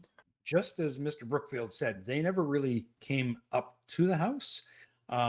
They circled it, kept sort of in the distance. You guesstimate there must have been maybe 3 or 4 of them. But again, their tracks were all leading to the northwest, and literally in step or in paw with the purple painted men and their footsteps. Okay, so she will report all this back. I'd love to hear you. I'd love to hear you role play this so I can hear everyone's reactions. So you guys will see like Kate walk the periphery and she'll stop, and it looks like she's sticking her foot in a weird angle and then a hand in a weird angle. She scratches her head, walks around a bit more, and then kind of seems to stare off into the woods, kind of scratches her head, like hands on hips, like she's really confused. And then she's going to trot back over to, I guess what she's going to do is go get John and TK. She wants them. She's going to walk up and say, hey, what I'm seeing is really strange. I've never seen anything like this. Can you guys come take a look at this? And she's going to drag them both over to show them the prints. Okay. So are you guys going to go to see what she wants to show you? Sure, why not? John's like, what is it, Kate? Show, yeah. So she'll, as she's walking, she's going to tell them, like, they're wolf prints, but they're not wolf prints. It's like if you take a wolf paw print and you extend out the digits so it's more like a human hand. It's very strange. And when she shows you, I want you both to make a fright check, but with like, say, a +3. One of you needs to roll an 18, please. Yes, please. It's probably about time for that, isn't it? Okay, all good. So you might feel the hair on the back of your neck go up when you come to realize that, yeah, what she's just said is absolutely true. You're looking at the footprints and paw prints of a strange cryptid. I guess that's what we'd call it today. It looks like the mating of a man and some beast. Have either of you ever seen something like this before? John's like, I've seen many a strange thing in my life, but merci. he starts kind of going into a little bit of his French accent. Never seen anything like this before. Well, so you want John to be French? He's actually He's not. the way I He's not treated him. French. Yeah, he's He he's just an speaks English. French. He's an Englishman, but yeah, okay. It's I don't know. I just took it kind of like a little quirky thing. Whenever he starts acting kind of, he just goes into this other form of thinking. The French. I don't know. Whatever. No true Englishman would ever go French. Actually, you're right, because he's at war with the French and he's trying to kill them. So maybe we'll have to like retcon that out. And TK, what are your thoughts on this? I suppose Sequaris is probably sort of divided here. On one hand, he's looking at it and going, how would I make that if I were going to fake it? And then on the other hand, he's got his own Mohawk beliefs and is trying to justify it within that. I don't know the legends all that well, so I couldn't say if it fits anything. Yeah, that's a good point. I think perhaps somewhere Skinwalker, like Navajo, there Hopi, Mohawk. could be something there where it's like this is definitely unnatural and likely from the spirit world, and not the good side of that spirit world. We'll just jump over to Lieutenant Hollingsworth. What was the lieutenant doing again? Basically just I'm trying to think if he has no skills in tracking, so he's not going to even bother trying with that. So I think he's going to be remaining at the beached boat and basically like writing down some notes in a little journal or something like that. Okay. You do happen to look up and see the three of them congregating and pointing down at the ground. And now, Sequaris, you were looking initially along the shoreline, I believe. Yeah. Yeah. Both before and behind. Yeah. And so you pick up the very same tracks that John did. The place has been overrun by these humanoids, or human beings, sorry. And they, of course, had come down to the river, likely, where they started shooting at the Brookfields. Oh, okay, gotcha. But yeah, all the tracks, both cryptid and human, are off to the northwest. Okay, so at some point, Kate's gonna parallel with the river. Yeah. Yeah, Kate's gonna like wave over at the lieutenant and call him over to come see what they found. And I'm totally not fishing for an 18 fright check from him. Uh-huh. Do you head over there? Yeah. Okay. So go ahead and role play that, please. What's all this then? So Kate will point out the tracks, and she's like, I've never seen anything like this before, but it's some weird wolf print, but not a wolf. And yeah, just do a +3 fright check. Your turn. Okay, because I'm sitting there thinking, it's like, it just looks like the dirt to me. Or you can do an IQ check if you want to. Success by 9, no problem. Rolled an 8, So, yeah. Yeah. So you're not exactly. Are you saying, LT, that you're not exactly convinced that this is what she just is describing? Well, the three of them all seem to be in agreement with it, and the three of them are able to glean stuff from the ground that just looks like the ground to me. So, okay. It's not that he's disbelieving. It's just like, I have to take their word for it because I just see ruffled up dirt. Okay, roger that. So it doesn't really register, is what you're saying. Yeah, I think that's mostly what he's saying. I mean, he's definitely seeing that they're confused. So it's like, okay, so he's going to be confused, but it's like somebody's giving him something that's written in a completely foreign language, and it's just gibberish to him. Okay. And Are we able to determine where they? He's going to ask of the three trackers here. It's like, are we able to determine what direction they departed in? And I'm assuming that we were able to determine that. And Kate yeah. will point. They came from here. They took this route around, and then they went off in that direction. And she'll point. Yeah, and basically it's along the shoreline and back into the woods to the north of the river. Okay, so the route that we are planning on taking, not down towards Fort Edward. No, that's correct. Well then, I guess we should get back into the boat and try to find these strange, big-toed, big-feeted wolf bears. Is anyone going to go to the remains of the cabin? All right, there were remains of a cabin. I guess I could have poked around in that. Not going to have found much. It's true. They pretty much left in a hurry. A lot of their personal possessions are still here. Some are gone, but the bulk is still here. And it appears that perhaps some of it's been ransacked, but there's really nothing notable to be seen.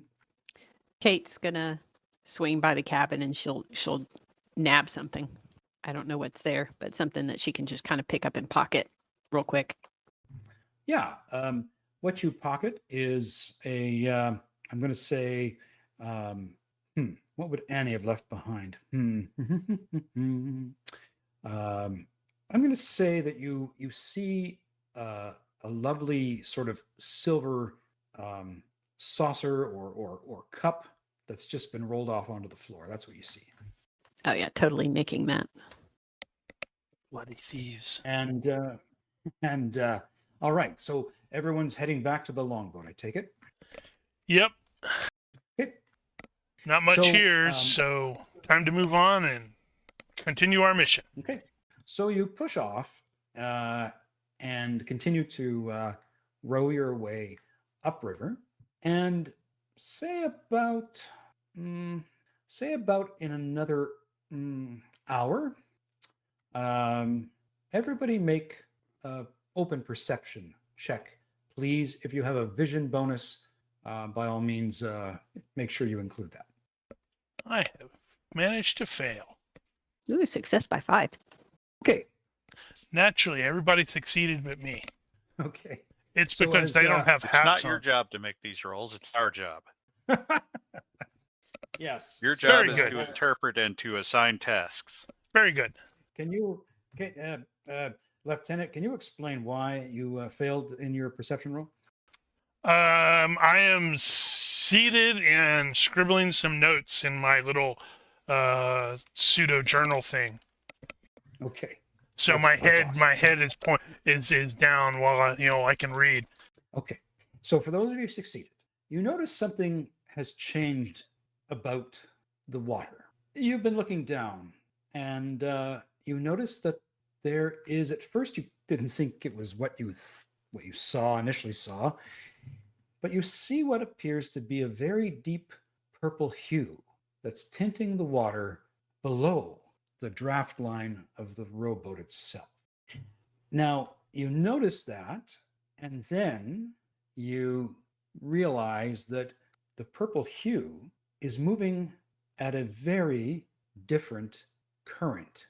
It's as if somehow it's moving by a completely different force. That's not right. So, what do you do when you see these things initially? Whichever person wants to do something about it. Kate's gonna Lieutenant? stick a hand in the water, see if she can pick up some purple water. Don't touch it. It's pure concentrated evil. So, in order to touch it, you would have to go I think into the water to swim down into it. It's A, that colorful, but B, it is quite much just below the draft of your rowboat. Okay. Yeah, I was going to ask what's about 3 feet down or something. Something like that. Yeah. Yeah, she's still gonna try to pick up some water, and she'll see that the top water is not purple, and go, "Huh." Yeah, exactly. And what did the other two do who saw this? Yeah, I was I'm poking the lieutenant going, I'm not sure we should go this way. Sorry, what? Why is that? See that? That's not right. Oh, that's very interesting. What is it? It's purple. Ah, so that explains the purple people. They swam through whatever this was and were thus covered in purple. I wonder what that is. So they're purple pescatarians then. How about John Fox? What is he doing now that he's spied the same thing? FX? Sorry. Sorry. He is. I think he would be instinctively curious, and he's gonna want to investigate further. How are you going to do that? Are you going to dive into the river? Because that would be funny too. That's an awesome quote.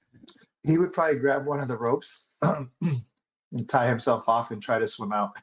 To be honest. And And that's the last we ever saw of it.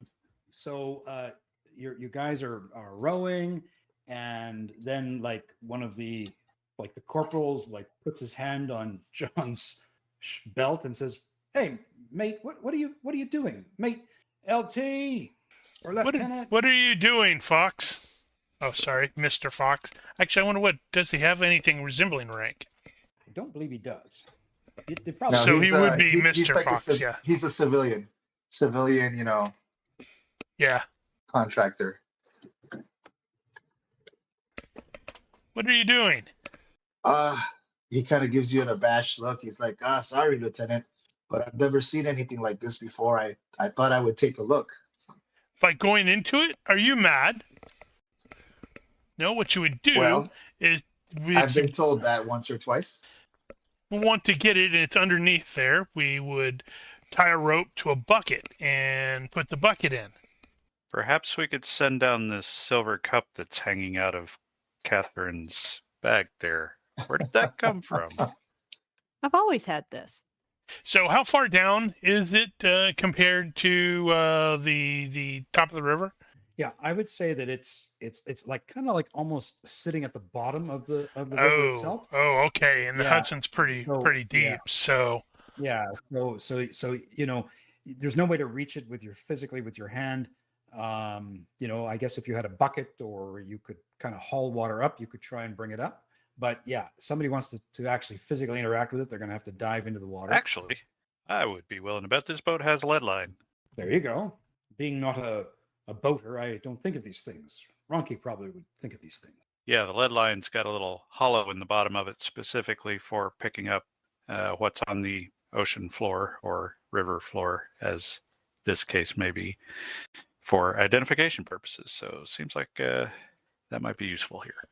Yeah. Wow, that has been around for a lot longer than I thought it was. The lead line has been around since 5th century BCE. And well, indeed. So does anybody want to lower it? Corporal Hall, the lead, if you please. Very, very well. This is totally not going to come back and bite us in the ass at all. Hey, there's something creepy and purple. There's something creepy and purple at the bottom of the river. Let's pull it up and see what happens. Holy crap, this is a horror game. We're acting just like idiot people in horror movies. No, it's not really purple. It's sort of an unidentifiable purplish color out of space. So, oh god, yeah, the color from space. Great. So I could pick up the shotgun or the machete or the flashlight. I'm going to pick up the flashlight. Okay, so the corporal starts to bring it up out of the water, and he goes, "Good God, what is this? Who would like to take possession of this?" No one touch it. Put it in a bucket. Nobody touched nothing. Yep, she's so gonna. Who is going to take the lead line from the corporal? I probably will, but I want to try to keep it as far away from myself as possible. I'd be willing to bet we got a boat hook on this thing as well, or something along that line we could probably handle it with. Well, I want to double check, but I think I'm actually wearing gloves. I think you probably would be wearing gloves. I think almost everybody will have gloves. I didn't put it in their inventories, but it makes sense given the time. Okay, so Lieutenant, you take the lead line and you look in, and indeed there is this colorful purple, and it doesn't appear to be moving now that it's been removed from the river itself. What do you do with it? I'm going to examine it, study it, see if I can figure out what it is, and make sure anybody else, who wants to look at it, can. I mean, is it just like some sort of strange dye? Is it slime? Is it like that sort of? I'm just trying to figure out. It's definitely viscous, if I'm saying that word correct. Viscous. Viscous. So even without touching it, you can see that it's heavier than the water. How very odd. Anybody smell it? Oh yeah, sure, why not? You take a whiff, but there's not really much of an odor to it. It doesn't really smell any different from river water. How very, very odd. Wonder if it's just some sort of no oil floats on water. What would be heavier than the water? At this point, are you still paddling forward, or have you kind of stopped? Well, we probably are not necessarily paddling forward, but so like just sort of drifting forward. Yeah, Kate will still be at the Okay. at the back. Yeah. I'm trying to what? So yeah, I mean it's definitely not water. It's viscous. But it's just sitting there. Does it wash off, or do we need to cut the line? Yeah, because it's probably like once I'm done, just lower it back into the water to see what happens. And for those of you who did succeed in your perception rolls, as he's looking at this stuff, you will also have noticed a body, not some distance from you, but it's caught up like in a tree branch from a tree that has fallen over because the water from the river has expanded, so it's gotten to the roots and the trees come down. But what's really odd is that the body is purple. There's a corpse there, Lieutenant. And when you look up, you can see that it's a purple body, not the kind of purple bloated dead body you're used to seeing from like warfare. Well, this day certainly keeps getting stranger and stranger. I'm going to drop the thing back into the water to hopefully wash it off and say, point towards the body and say, well, let's go find out who this fellow is or was. Kate will kind of angle us in that direction. Okay. And just as you have that thought, LT, because now your attention is on the body, and Sakaris as well, both of you in that moment will say, as we've been moving forward and drifting, we've kind of moved into a very smaller channel in the water. And this would be a place that if somebody were to do some bad business and there is a dead body there, this would be the place where it's going to go down. Ready yourselves, men. What do you do? Ready yourselves? Well, that's the first thing he does. So I would like for Kate to have like her intuition roll to see if it's actually, this is a bad idea. Oh! And if she should ignore the lieutenant and actually keep us moving. Okay. So I think we should continue on. It's fine. This place is fine. By all means, this is where we make an IQ roll for you, I believe. Oh, wait. Yep, and I think it's in the box. It's in the box, correct? Yep. So explain to me again, what was the lieutenant's last order to you or suggestion? I think the suggestion was let's go over there and investigate, I think. Okay. So, all right. Okay. That's better. There you go. You used a Benny to re-roll your leadership and succeeded. Yep. Okay. And in this case, it was less. This is less about the go forth and investigate, and more about, this place looks kind of sketchy. I think we're about to get. Oh crap! Hexes just appeared, so we're about to get ambushed. Okay. So you both kind of in the same moment. So Kate, your intuition tells you before he has that awareness, your intuition is like, to hell with that. I'm keeping this boat in the middle of this river. Yeah.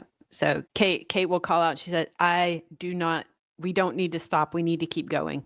I just have a feeling. And at this point, I think Lieutenant has been on, tracking missions or whatever, or around her enough to realize that when she's got a gut feeling, it's usually right.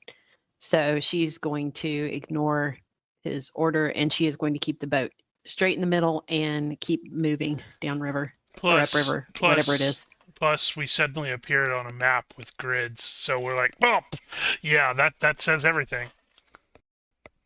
That always seems to happen when you have these gut instincts. You go, I think something's wrong, and then we look down and we're on a hex grid. I know, right? Okay, so what I want you to do is open up the British Army Regulars on the NPC tab. We took all the privates, correct? And we took the 2 corporals, is that correct? We took all the corporals, both of the corporals and and all the privates, yeah. Okay, so starting with John Fox, so there's 4 of you and there's 7 NPCs. I would like you to 2, 4, 6. So I think I'd like John, Catherine, and the lieutenant. John, Catherine, and Siaquaris. I'd like you to each take 2 NPCs. You can click them open, but we'll start with John. John, you just take 2. You can just click on them, and you're going to be interacting as them. Okay. Okay. When you say take 2, do I need to do something specifically, or just open up the character sheet? Yeah, just open their character sheet, and you're going to be interacting with them because I'm going to be dropping them onto the combat tracker. All right. Are we on the TAC map Hudson upriver? Yep. Okay. Holy cow, you guys are really fast. I was like, oh, he's 625. Cool. That's apparently slow. So we're just dividing up. That's right. So who did you take, John?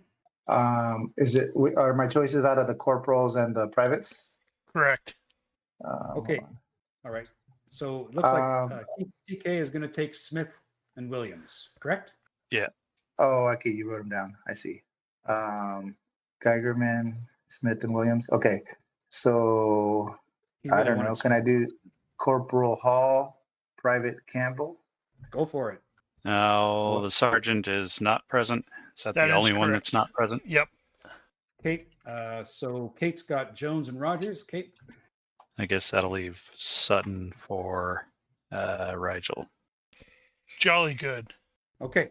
Awesome. I'm going to close them off. Okay, so now... quick suggestion to you, Nosh. Unshare Sergeant Hardwick so we can't see him. That'll ease up our temporary confusion. There you go. Boom. So that way we won't be, oh yeah, I'm going to take this guy. Okay.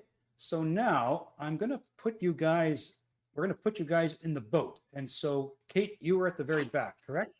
Yes. I am also going to temporarily open Corporal McLean. We will actually have him. And let me unlock the token lock so you can kind of position yourselves in the boat correctly. So yeah, drag. Let me put you. I'll put you on the map here. Hang on. Yeah, unfortunately, this map doesn't show the water effects very well. Yeah, it's very. I didn't make it too turbulent. Oh, okay. There's a bit of the bottom showing through. It's just a little too dark. Yeah, it's all right. I may have forgotten to create a token for John. My bad. Let me see. Well, you should be able to pull it off a sheet. Oh, you actually created those as tokens. Okay. Yeah, I think I may have unfortunately forgotten to do his. Hang on a second. It was a busy week. Oh, FX, if you drag your portrait onto the map, does it actually connect? We're good. Hang on. Carry on. Okay, there. John's on. And I need McLean out here as well, right? Yep. Indeed. All right. So you should be able to move your tokens around to where you want them to go. As well, can you grab your regulars that you each have and put them in the boat, please? Rogers and Jones are in there. Okay. I will drag the others. Oh, no, you're all dragging yours. That's fine. It should work. How can we do that? I'm surprised you didn't just throw them into the tracker. Well, they're all in the tracker now. I just need to reveal them. Yeah, we don't see them. Gotcha. Oh no, they're evil. Yeah, it's kind of annoying that you can't hide a friendly. Oh, you can't even make them friendly. They're either hostile or no faction. No, click it again. Yeah, I did, and it just goes from none to unfriendly. Oh, there it is. Sorry, I'm not sure why that didn't work the first time. It was just Well, sleeping. when you click on it and it changes it to friendly, it actually resorts it, so it gets bumped up to the next row, and you don't always Gotcha. see it when it happens. Uh-huh. Okay. Man, I am running out of room. It's a who's who here. All right. Who else do we have to put down there for a token? We've got tokens on there, but they're not attached to the tracker. Oh, that's true. Okay, I'm going to remove all of them, and I will drag them from the tracker. That's what we got to do. So what you can do is there should be a friendly icon at the bottom of the tracker. You can actually drag that onto the map, and it will grab Yeah. all of them. All right. So is it going to re-grab you guys? I don't know. Guess we'll find out. Apparently, yep. Yep. That's cool. I Well, it did not didn't know do you that. could actually do that. Well, there you go. Now drag yourselves accordingly. The swivel guns are, midship, one on the Okay. starboard, one on the port. Yeah. We don't have permission to move the others. Ooh, how do I do that? I guess I'm going to have to do that. Yeah, I don't know if So- you can just grant that. I don't know either. I'm gonna have to, right after the game, I'm gonna have to experiment and with that dragon friendlies. I did not know you could do that. We'd already done that before. I think. You just I think I've heard it, but it just didn't really register. Okay, Because I I put Smith wasn't- and Williams there beside Kate. forgot. Oh, bring them up to the front just to make it easy. However, we work that out. Yeah, and you can put Jones and Rogers back by Kate. Put Hall and Campbell right in front. Yeah, that's Okay, and where would you like? We've got Sutton here. yeah. He's probably fine. Okay, Yeah, it looks like McLean should probably be across from Sutton. They should all be two to a bench. He's on one of the guns, McLean. Oh, There are and two Fox? guns, and Lieutenant and McLean are manning the guns. I don't know if anybody else has gun or cannon. now here's the fun question: is as I move this boat across the map, can I? Yes, you can Grab select everybody and all. move them? Yes, I can select all. Can you? you should well, be you able can to. select all the tokens, but not with the boat. Right, but I should be able to grab all the tokens. Correct? Yep. Okay, so this is where we start our combat, and you are going to see movement from the north, and you see this, and I'll show you. If you look to the north, Uh-oh. did they appear? Yes, purple They're not painted purple man. painted person. I'm calling Yep. shenanigans. They're not properly purple. They just have little. Yeah, they don't look purple to me. You have to scroll So really we're, deeply to see the purple in their head. So we're not going to worry about facing. Obviously, everybody will be facing the enemy, or you'll be facing your enemy. But this is how it starts. Holy cow, that's a lot of people. And we're going to the top of the round with Fox. So is the cannon in the items of the swivel guns? So if you look on Harris, you should have to equip the cannon, and it will appear in his ranged combat. Gotcha. Okay, so what I would like to do, if this works, can I drag that into party sheet and you increase that to 2? So then I put one on him and one on me? Yeah. So let's give that a try. I have dragged it into the party sheet. I've made it 2. I'm waiting for it to show as 2. Do I have to close that? Let me close it. Then open it back up, and now it's 2. Okay, so there's 1. And where's my character? Come on, Lieutenant. Stop hiding. Aha! So hopefully think that it will worked. show up under ranged for you at this point. Swivel gun. Quit. Combat. I have a swivel gun. Ha ha ha. If you open the note, the little item itself, there should be some more further explanation of the stats, like using it as a grape shot, yada yada yada. But you've loaded it with, I believe, cannonballs for now. Yeah. What's the Okay, shot? Oh man, so, 20. All right. So, John Fox, you are targeting purple painted man number 7, correct? Yeah, Lieutenant, you gave us the order to fire, correct, or to attack? No, Just we wanna have make not. sure. We have not. They have not started shooting at us yet. Okay, so I'm at this What point. are these then guys equipped with? I'm aiming at the first guy, and that will be my round. And you guys are going to be both at -2, including the range, because they are partially obscured by the trees that they're shooting from behind. Okay, Some so they have bow are and shooting. arrows. Gotcha. Some have muskets, some have bows and arrows. And you guys are seated in a boat, which will then again protect half your bodies. Okay, so you're aiming, John. Excellent. Siquaris. Do any of them appear to be in charge, for lack of a better term? Negative. No high value targets. Okay. They all look as blandly similar as they appear on the map. I think Tavares clones. will take aim at number 11. Okay.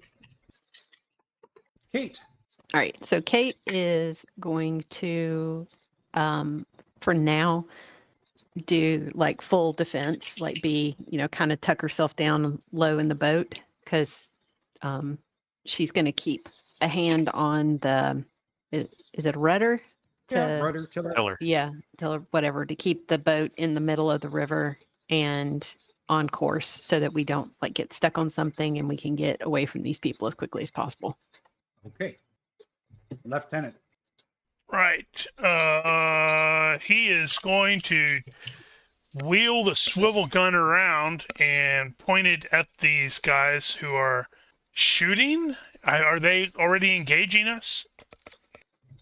They are lifting their muskets. They are pulling back their bows. Okay, so he's basically going to take an aim action.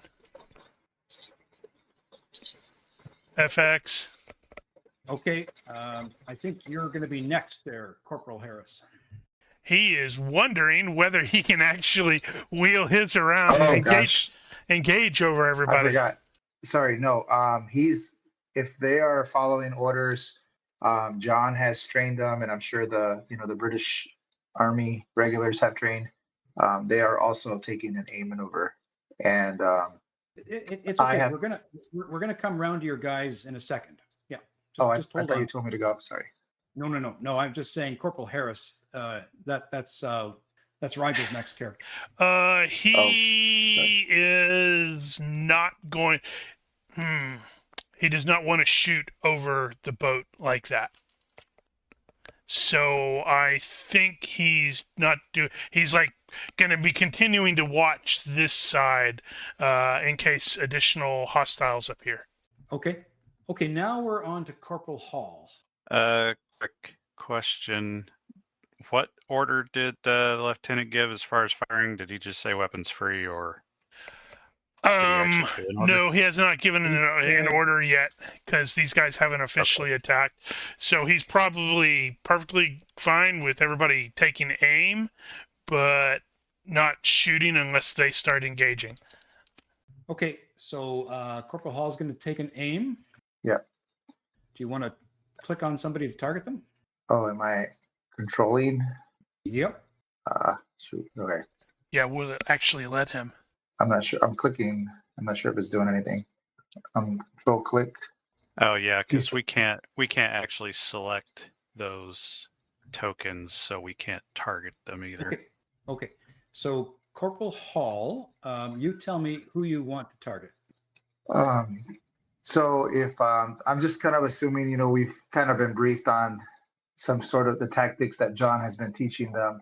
And so Corporal Hall and Private Campbell have been assigned to me. Like we broke up into like three-man groups. And I'm fire leader, whatever. I'm telling them aim at, Purple Man 7. So the guy all the way on the right. And so they're going to both aim at the same target as me. Okay. Okay, so I will drag an aim effect. Okay, and our next one is Sutton. Sutton is Is going he under to your target number 3. Target number 3. Campbell. Who's got Campbell? Yeah, so Campbell's doing the same thing. So Campbell and Hall, they're both aiming. Okay, At you number realize 7. Campbell is sitting right behind Hall. I can't see the map. That they should be drilled. They should be drilled, able to do that. I mean, he's Plus probably off the, to the side, staggered. These rifles are also going to be effectively reach 1 or 2, so the barrel is actually past him. Are we all going to be deaf after this? volley? No more than usual. Private Jones. He's going home. Yep, he's just going to go home. Do we want some folks to stay on the oars to make the boat go faster? Sure, that's a really good idea.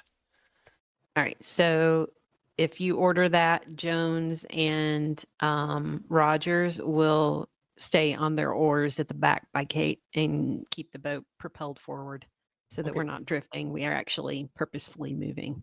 Okay, so those two will just pass through because they're rowing. Smith. Smith and Williams will take 12 and 8 respectively. Since we're on the one end, we should start on that end. All right. I think we've come through everybody. Yeah, I think everyone has now acted. So we're going to go to the purple painted man. And here's where we all die. So purple painted man number 1, he is going to simply target Williams, and he's going to aim. The next purple painted man is going to target Hall. The next one will target Aquarius. The next one is going to target. The next one will target Sutton. The next one will target Jones because he's still paddling. And the next one is going to target Sutton. I think I'm almost through them all. The next one will target Smith. Yep. I think I'm almost through them all. Maybe not. There's a lot of them.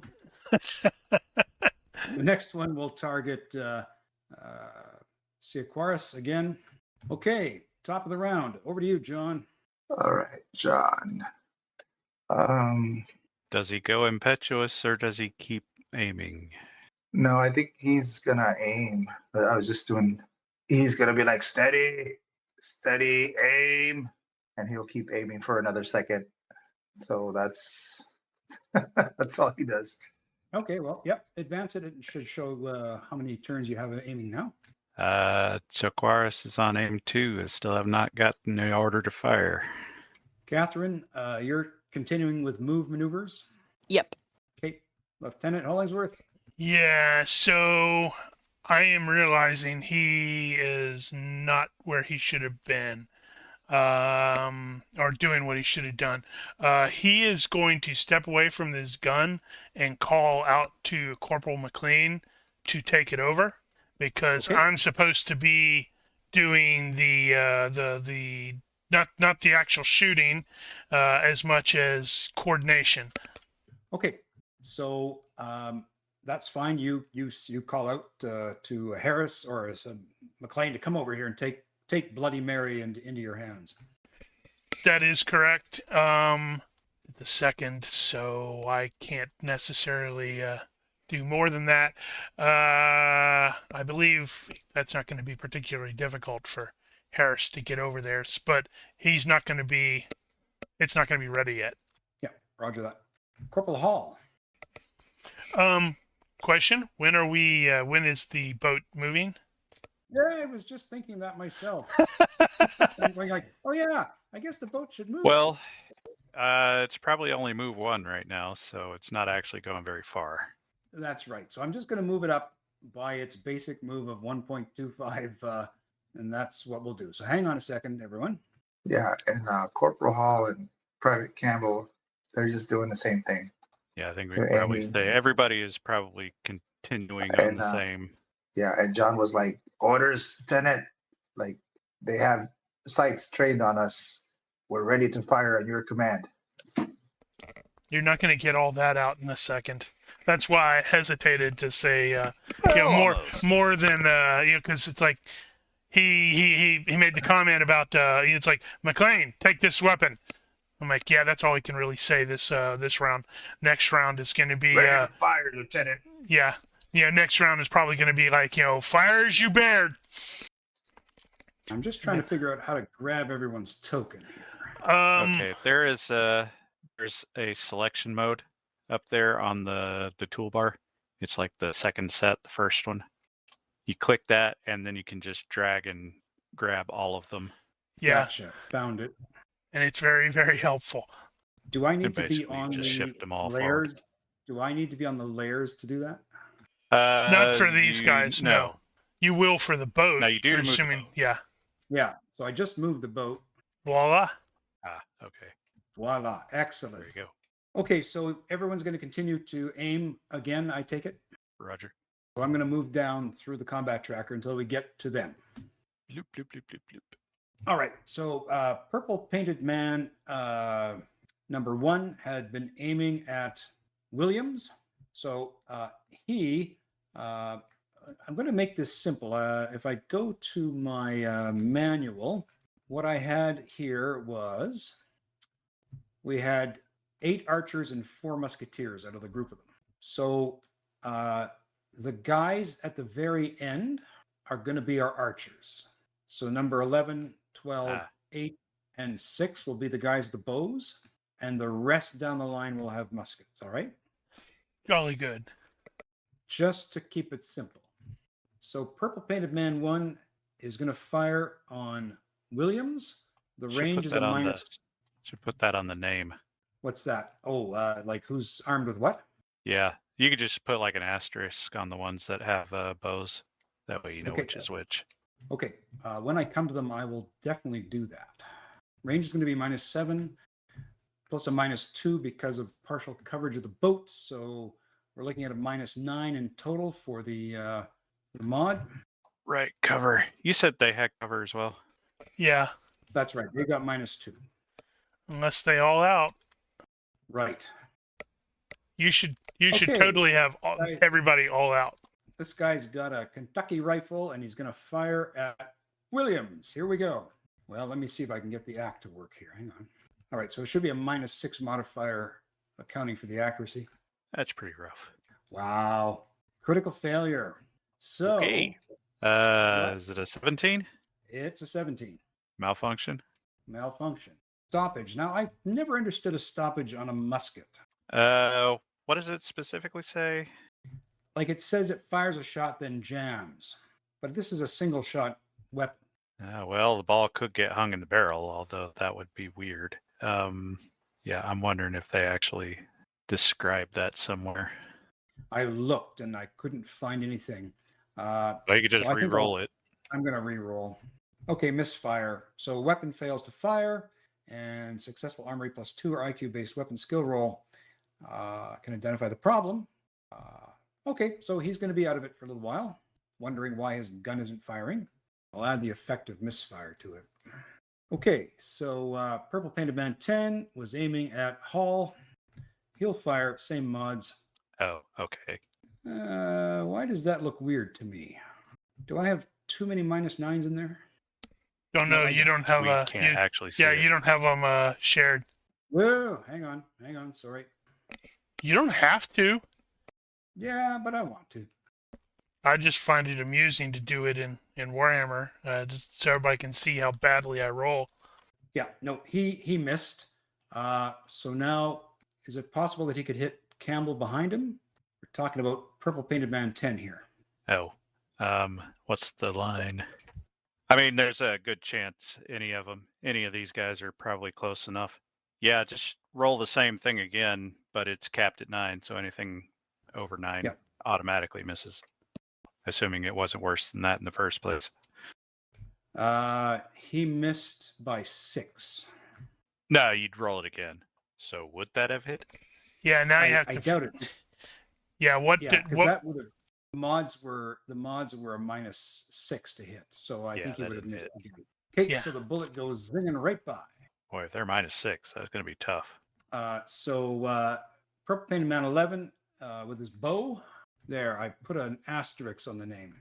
So he is going to aim for another turn. Guy, Purple Painted Man number 1 was aiming at Williams. He is going to fire. See if he hits Smith.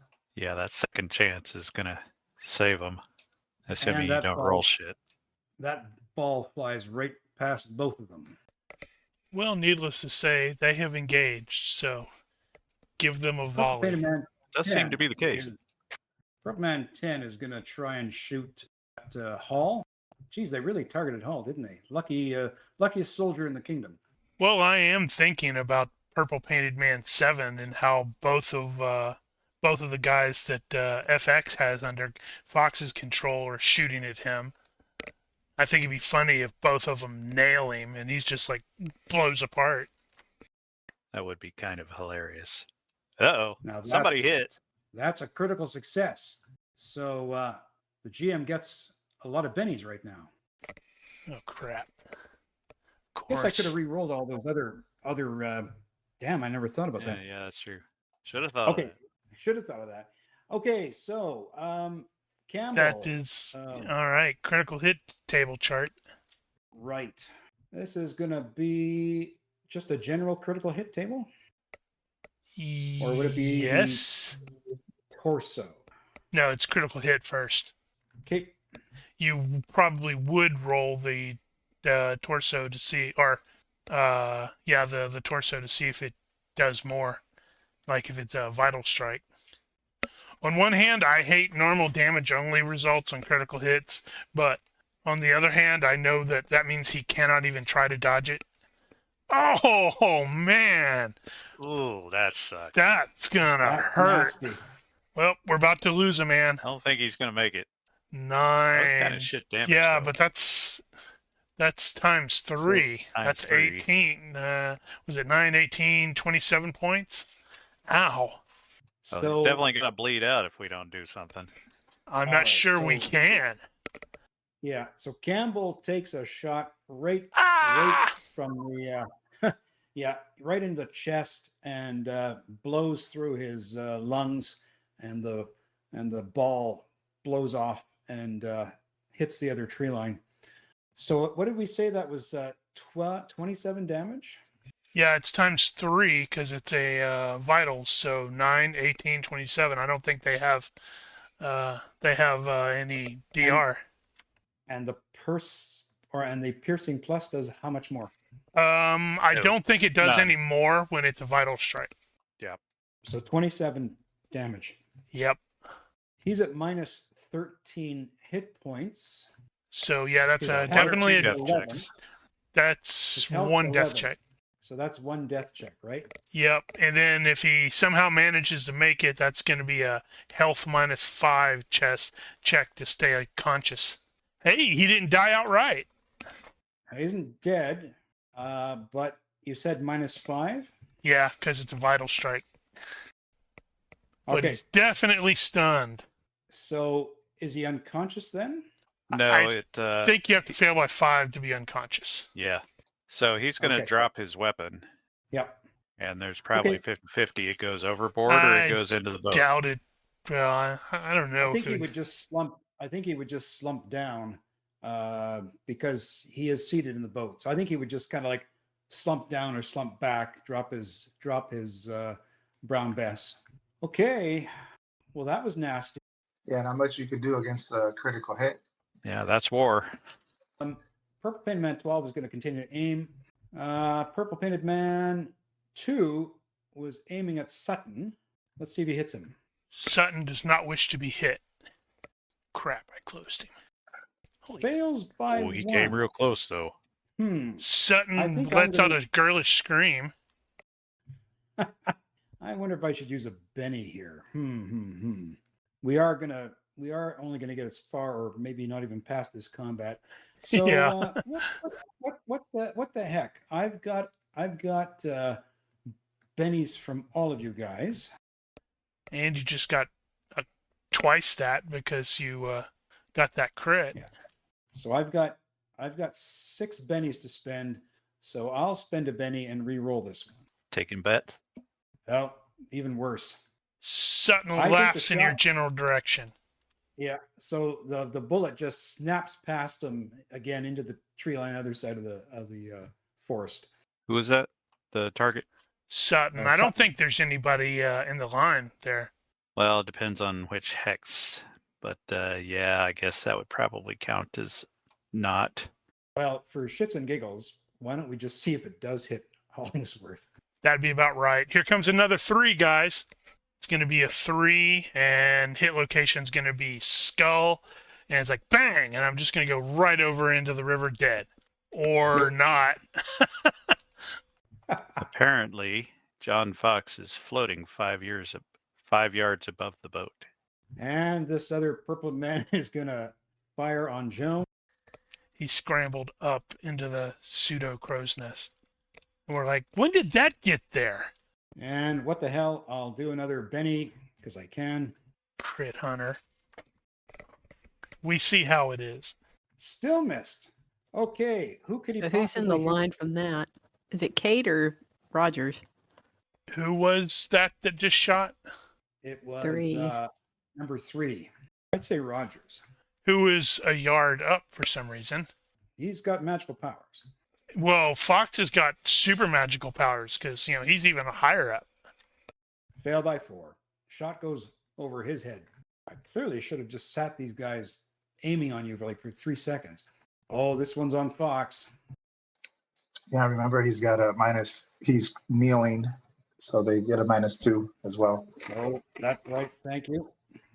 Yeah, I've included that in the range modifier. Although it also they've gives me a already- -2 to dodge. They've already got can only hit you on a damn 6, so. Oh, Failed by man, 1. so close.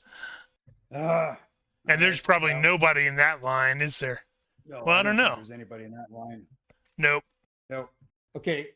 Wow, that was close. You heard that one whiz by your ear. And we're like, Your damn, these shoulder. guys are good shots. And, when we fire, we're all going to miss. Mm-hmm. And same thing here on Hollingsworth. And missed. And definitely nothing behind you. Well, there might be somebody in front of him, though.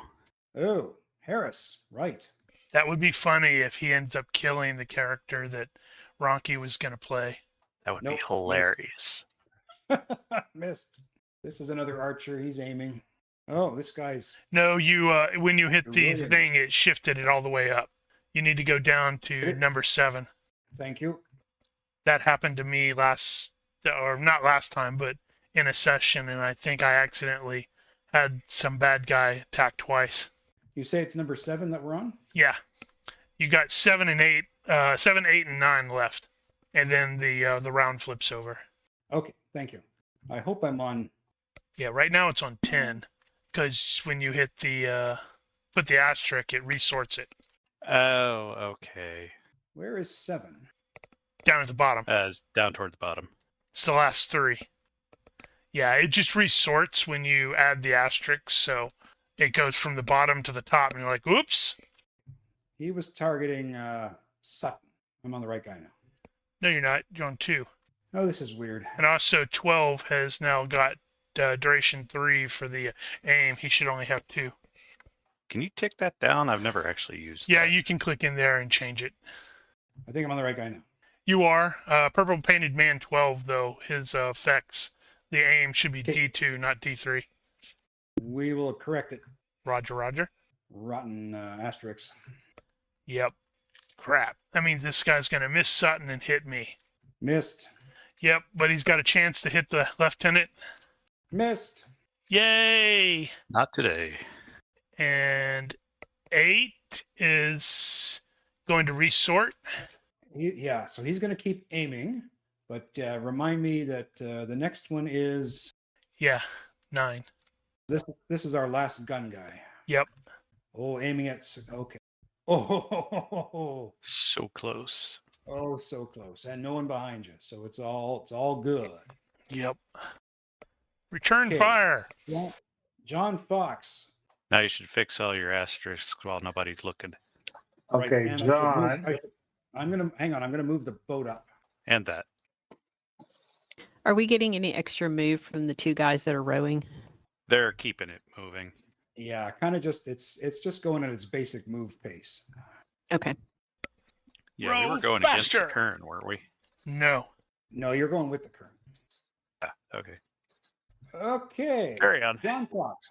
John Fox. Fix your asterisks, guys. I believe we got the Oh. order to return fire. Yeah, we just dude, got a guy who's like bleeding out, so I just put in all these modifiers in there, and I'm not sure if I did it right. I don't want to redo it. So I'm gonna roll, and then you guys can double check me. But he's doing basically all-out attack, 2 seconds of aim. He's kneeling, so he's trying to use the side of the boat to brace the rifle. who's he aiming at? Number 7. Is he still alive? Yeah, we haven't hit any of them yet. It's just he's not, Okay. you don't have him selected, so I thought I had him selected. Let me try again.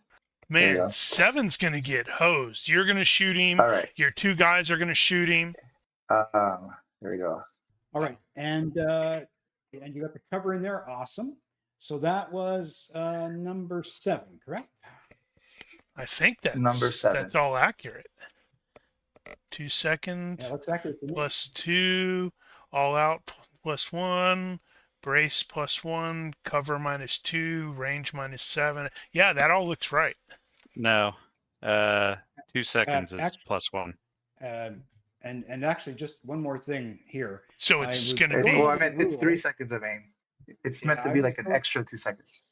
I was going over the rule for movement and boating. that's right. I think it's a minus The 2. minus, The minus minus, 2 while you're on a vehicle. like for for unstable footing, -2 for attacks and a -1 for defense, right? That So that depends Yeah. on the ride. hang So on a if second. this Hang- if hang this on a river is second. not particularly rough, it may not be that effective. Well, I made it by 1. It gets worse than that. So if you're not shooting from a stabilized mount, the combined bonus for accuracy, aim, bracing, and targeting systems cannot exceed the stability rating of the vessel. I don't know if I've heard that one. Is that for vehicular weapons? So that's for, I think, anybody shooting out of a vehicle. And it gets worse because there's even a modifier that says if you're on calm water, you get a -3 for handheld weapons. Damn, that's I gonna be guess really why hard to would we- frickin' hit anything. Then why are we even trying to hit? Lieutenant, we should just be booking it out of here and getting out. Because the lieutenant didn't know about those extra rolls. However, we can forego those rules and just go ahead and say you hit the guy, because why not? Let me roll a dodge at least for Purple Painted Man 7. Okay. And he fails. What's your damage? All right, damage. Ooh, Should I roll the chest location? Yes, if you wish. I And remember, would. you can do a Benny. You can do a Benny because your Bennies are going to get expended at the end of this session. You can do a Benny to do reroll of damage. Oh, they get you. Oh, I didn't catch that part. That they don't get carried over. They don't get carried over. They got reset. Well, that sucks. Okay. So yeah, if you want to use a Benny, you can reroll your damage. Can I use a Benny to re-roll the chest? Sure. I think my damage is pretty good. I think. Actually, your damage is probably going to take him out. There. All right. Never mind. There we go. Chest hit. Okay, so what's that in total damage with the piercing plus? It's ×2, right? Oh my gosh. I gotta hit the Is that button. Hit the piercing fucking plus? button. Piercing plus is ×1.5, I think. And then Huge plus piercing plus is ×2. ×2. Yep. If you Times go 2. to the Discord Fantasy Grounds GURPS rule set and hit the pinned messages, I have that as an image pinned. So you might want to grab that there, Nosh, and just drop it into your images. So 32 points of damage is what you're saying. Nah, 38. Oh, I guess minus his armor. No, he's got no armor. So 38. 19 he's at times minus- 2. He's at minus 28. All right, well, I will advance the tracker. And his health is 11. So I'm going to say he's gone. I'm not sure how to erase my effects, but obviously he's not aiming. All right. I'm just going to remove that guy because he is quite dead. And then just, I'm noticing here that you have Corporal Hall at minus 13. It was actually Private, it was Private Campbell that got hit last time with the critical hit. And the only reason I mentioned that is because Corporal Hall has higher weapon skill. So I want to keep him alive. But I did advance the tracker. Right. It was Campbell who took the, 27 points? Something like that. Man, Purple Painted Man is dead. 3 times 9, 27. Okay, well, yeah, given all the stuff, this is. Don't worry about all that stuff. We're just going to play with the, just coordinate your ranges and stuff as you normally would. What are we nixing? I'm saying we're not going to worry about that all accumulated bonuses can't beat the SR of the boat. Just do your normal ranged attack, or are you going to just keep aiming for another round? Well, yes, I am going to aim one more. Okay. Kate. Kate is continuing to steer, keeping low. Okay. Lieutenant, musket balls have whizzed by you and inexplicably not hit you. Yep, it's because, I'm awesome. I am contemplating who is shot. Campbell. So even though several of the people, he's just going to be continuing to urge everyone to return fire. As soon as this round has gone, he's going to be having everybody, that isn't a PC grab the oars to try to get us the hell out of the shooting range, because looking at these ranges. Okay. Pour it on, lads! So pour it on, lads, is what you say, and you're kind of try to move over to where Campbell is? Yeah, he was the guy who was hit. Yep. Yeah, basically. McLean is going to spend this round readying, so he's now got the swivel gun ready. Okay. Corporal Hall, your target has started to drop down, and that would be FX.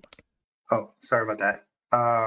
Well, he target was down, the one he's aiming at, so he will shift over to the left for 1 second round, I guess. So he's like shifting target to the left, and he's gonna start over, aim on target number 3, Purple Painted Man 3.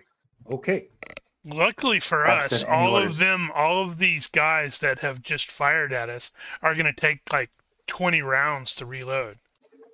Sutton, you've been aiming at Yes. Purple Painted Man 3. Yes. Sorry, I forgot that was me. He is going to actually shoot. Let's see. He's shooting at 3. What's my range to this guy? It's -7. Ugh.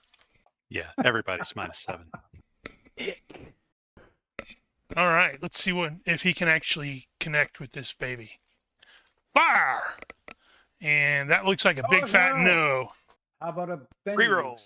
That's Corporal Sutton. He can't Benny unless he can use mine. You can Benny for him. He can totally use one of mine. Fire! And he rolled the same thing, or slightly better. Want to try again? I'm navigating to my character sheet because I'm running out of desk space. I got to find see how many I have. Let's see. So I just used 1. That puts me at 2. You actually should have 4 because of the interlude you did. So. And I used 1, so that put me at 3. And then I used 1 for him. That puts me at 2. Oh, right. Yeah, Okay. I will use another one, which will put me at 1. I'm certain that won't come back and haunt me.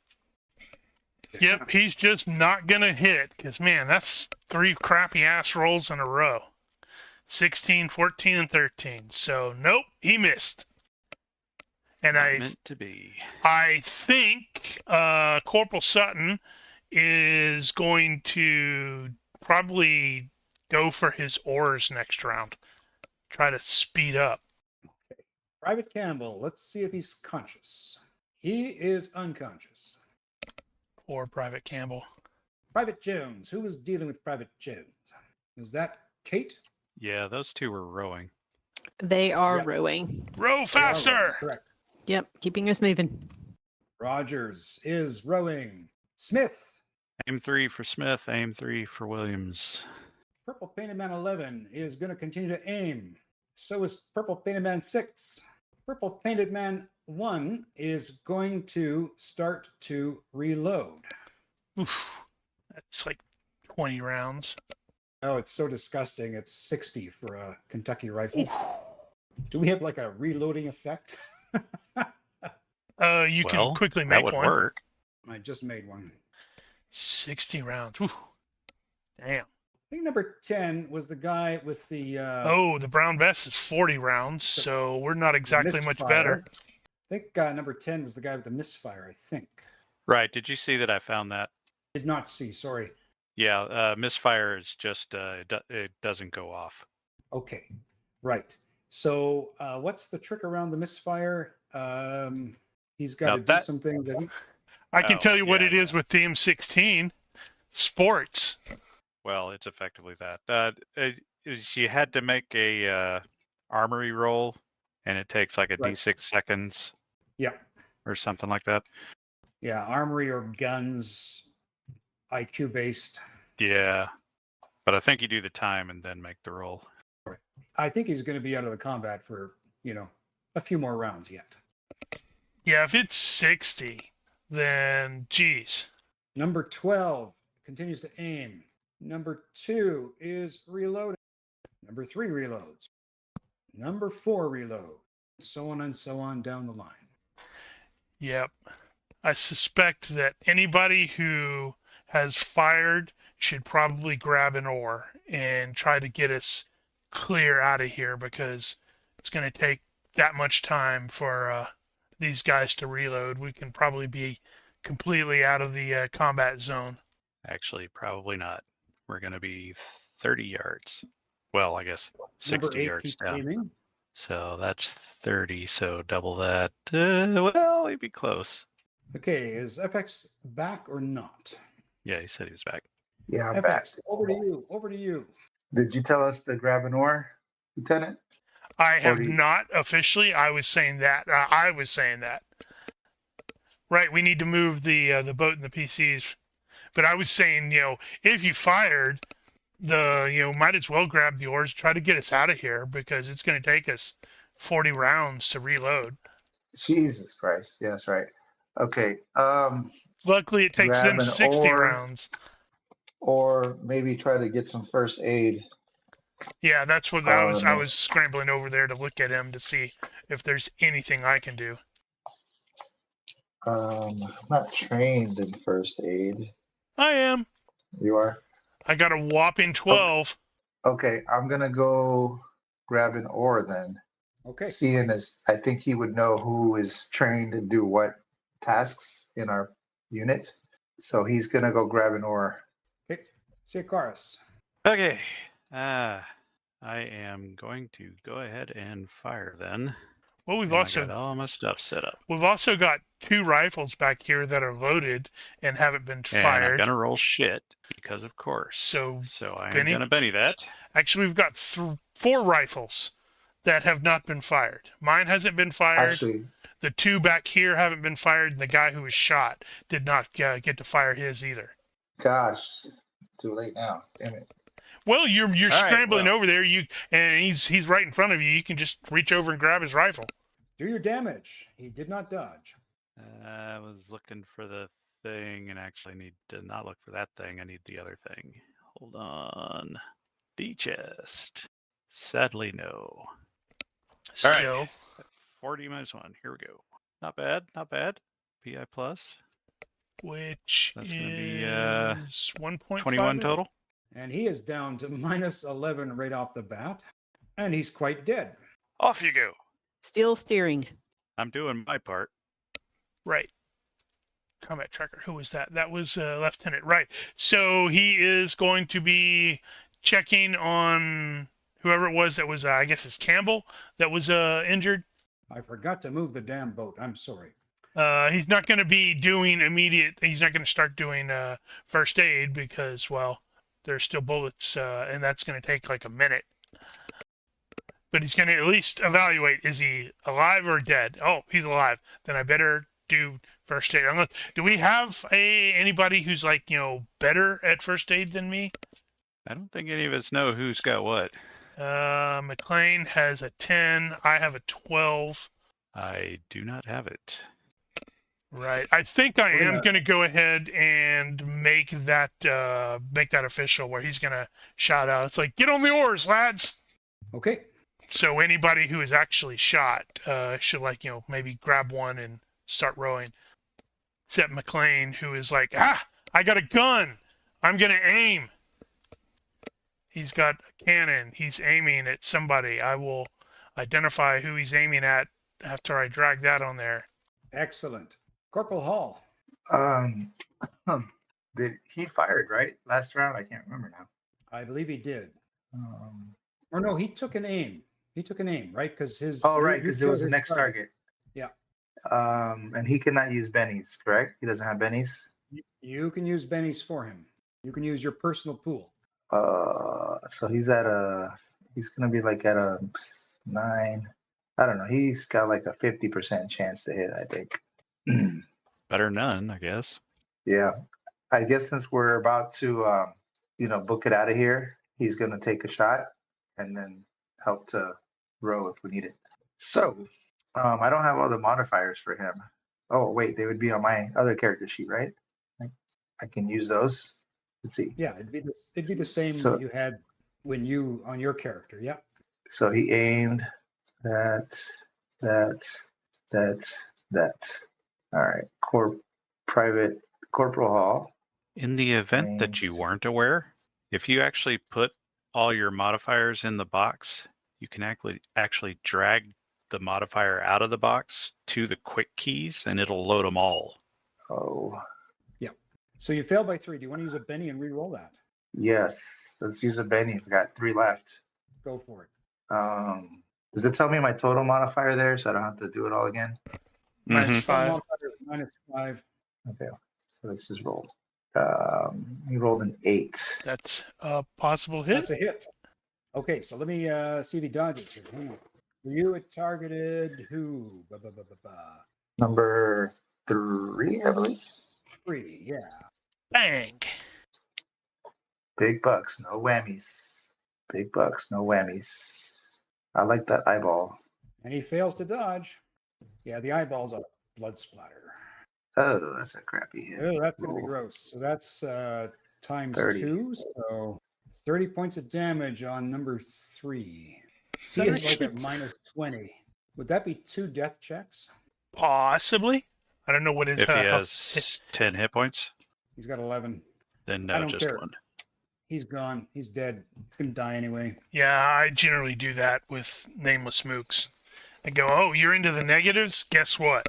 You fell down and died. Well done. Well, our KD ratio is better than theirs. Corporal Sutton, was he aiming or rowing at this point? You need to remove the aim. He's going for row because he is the guy who wasted a bunch of bennies last round missing. That's right. Yep. Campbell is unconscious. Jones is paddling. Rogers is paddling. I shall try.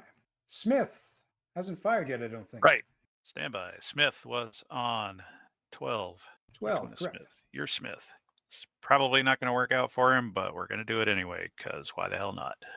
On the other hand... Look at that. Look at that. Yeah, Right. very damage. Oh, he gets plus.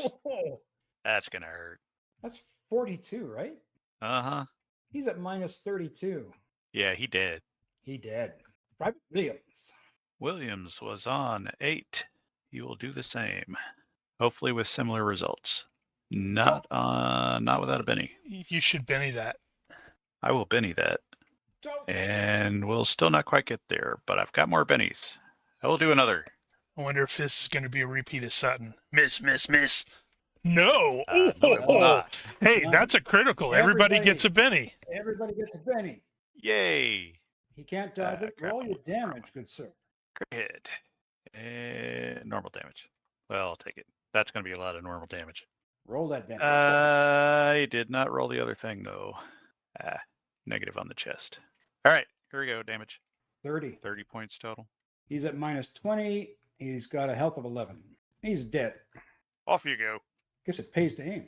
Purple Painted Man number 11 is reloading. He's dead. 6 is an archer.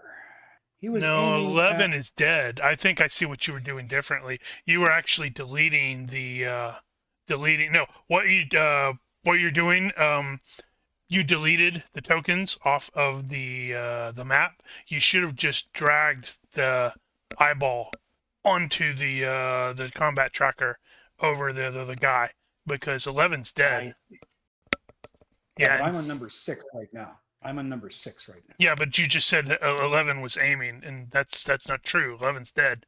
Oh, 11's dead. Yeah. So you'll probably want to go the ones that are actually dead. Go ahead and make sure to click on the skip button. Yes, if I would have been silly enough, I could see the damage in there. Thank you. Hey, we know. We're all been like that from time to time, where it's like you come back after having not jammed in a while, like, what the hell? How do I do this again? How the hell do you work this thing? Okay, so number 6 has been aiming, but he was aiming at Campbell. So that was pointless. Campbell slumped over. So he is going to readjust his aim, and he will aim at Siaquaris, because why not? Okay, Purple Painted Man number 1 is reloading, I believe. Number 10 is reloading. How are you doing those? Are you doing those manually each time? No, I'm just kind of going down my line here to see who's reloading. It's going to take a full minute for these guys, so I'm looking at the rounds and going, yeah, it'll be like round 62 for them to finally finish reloading, I think. Purple Painted Man 4 is reloading. 5 is reloading. 7 is quite dead. So is number 8. Number 9 is reloading. The boat, hold up. Yeah, we are also over time. Oh, right.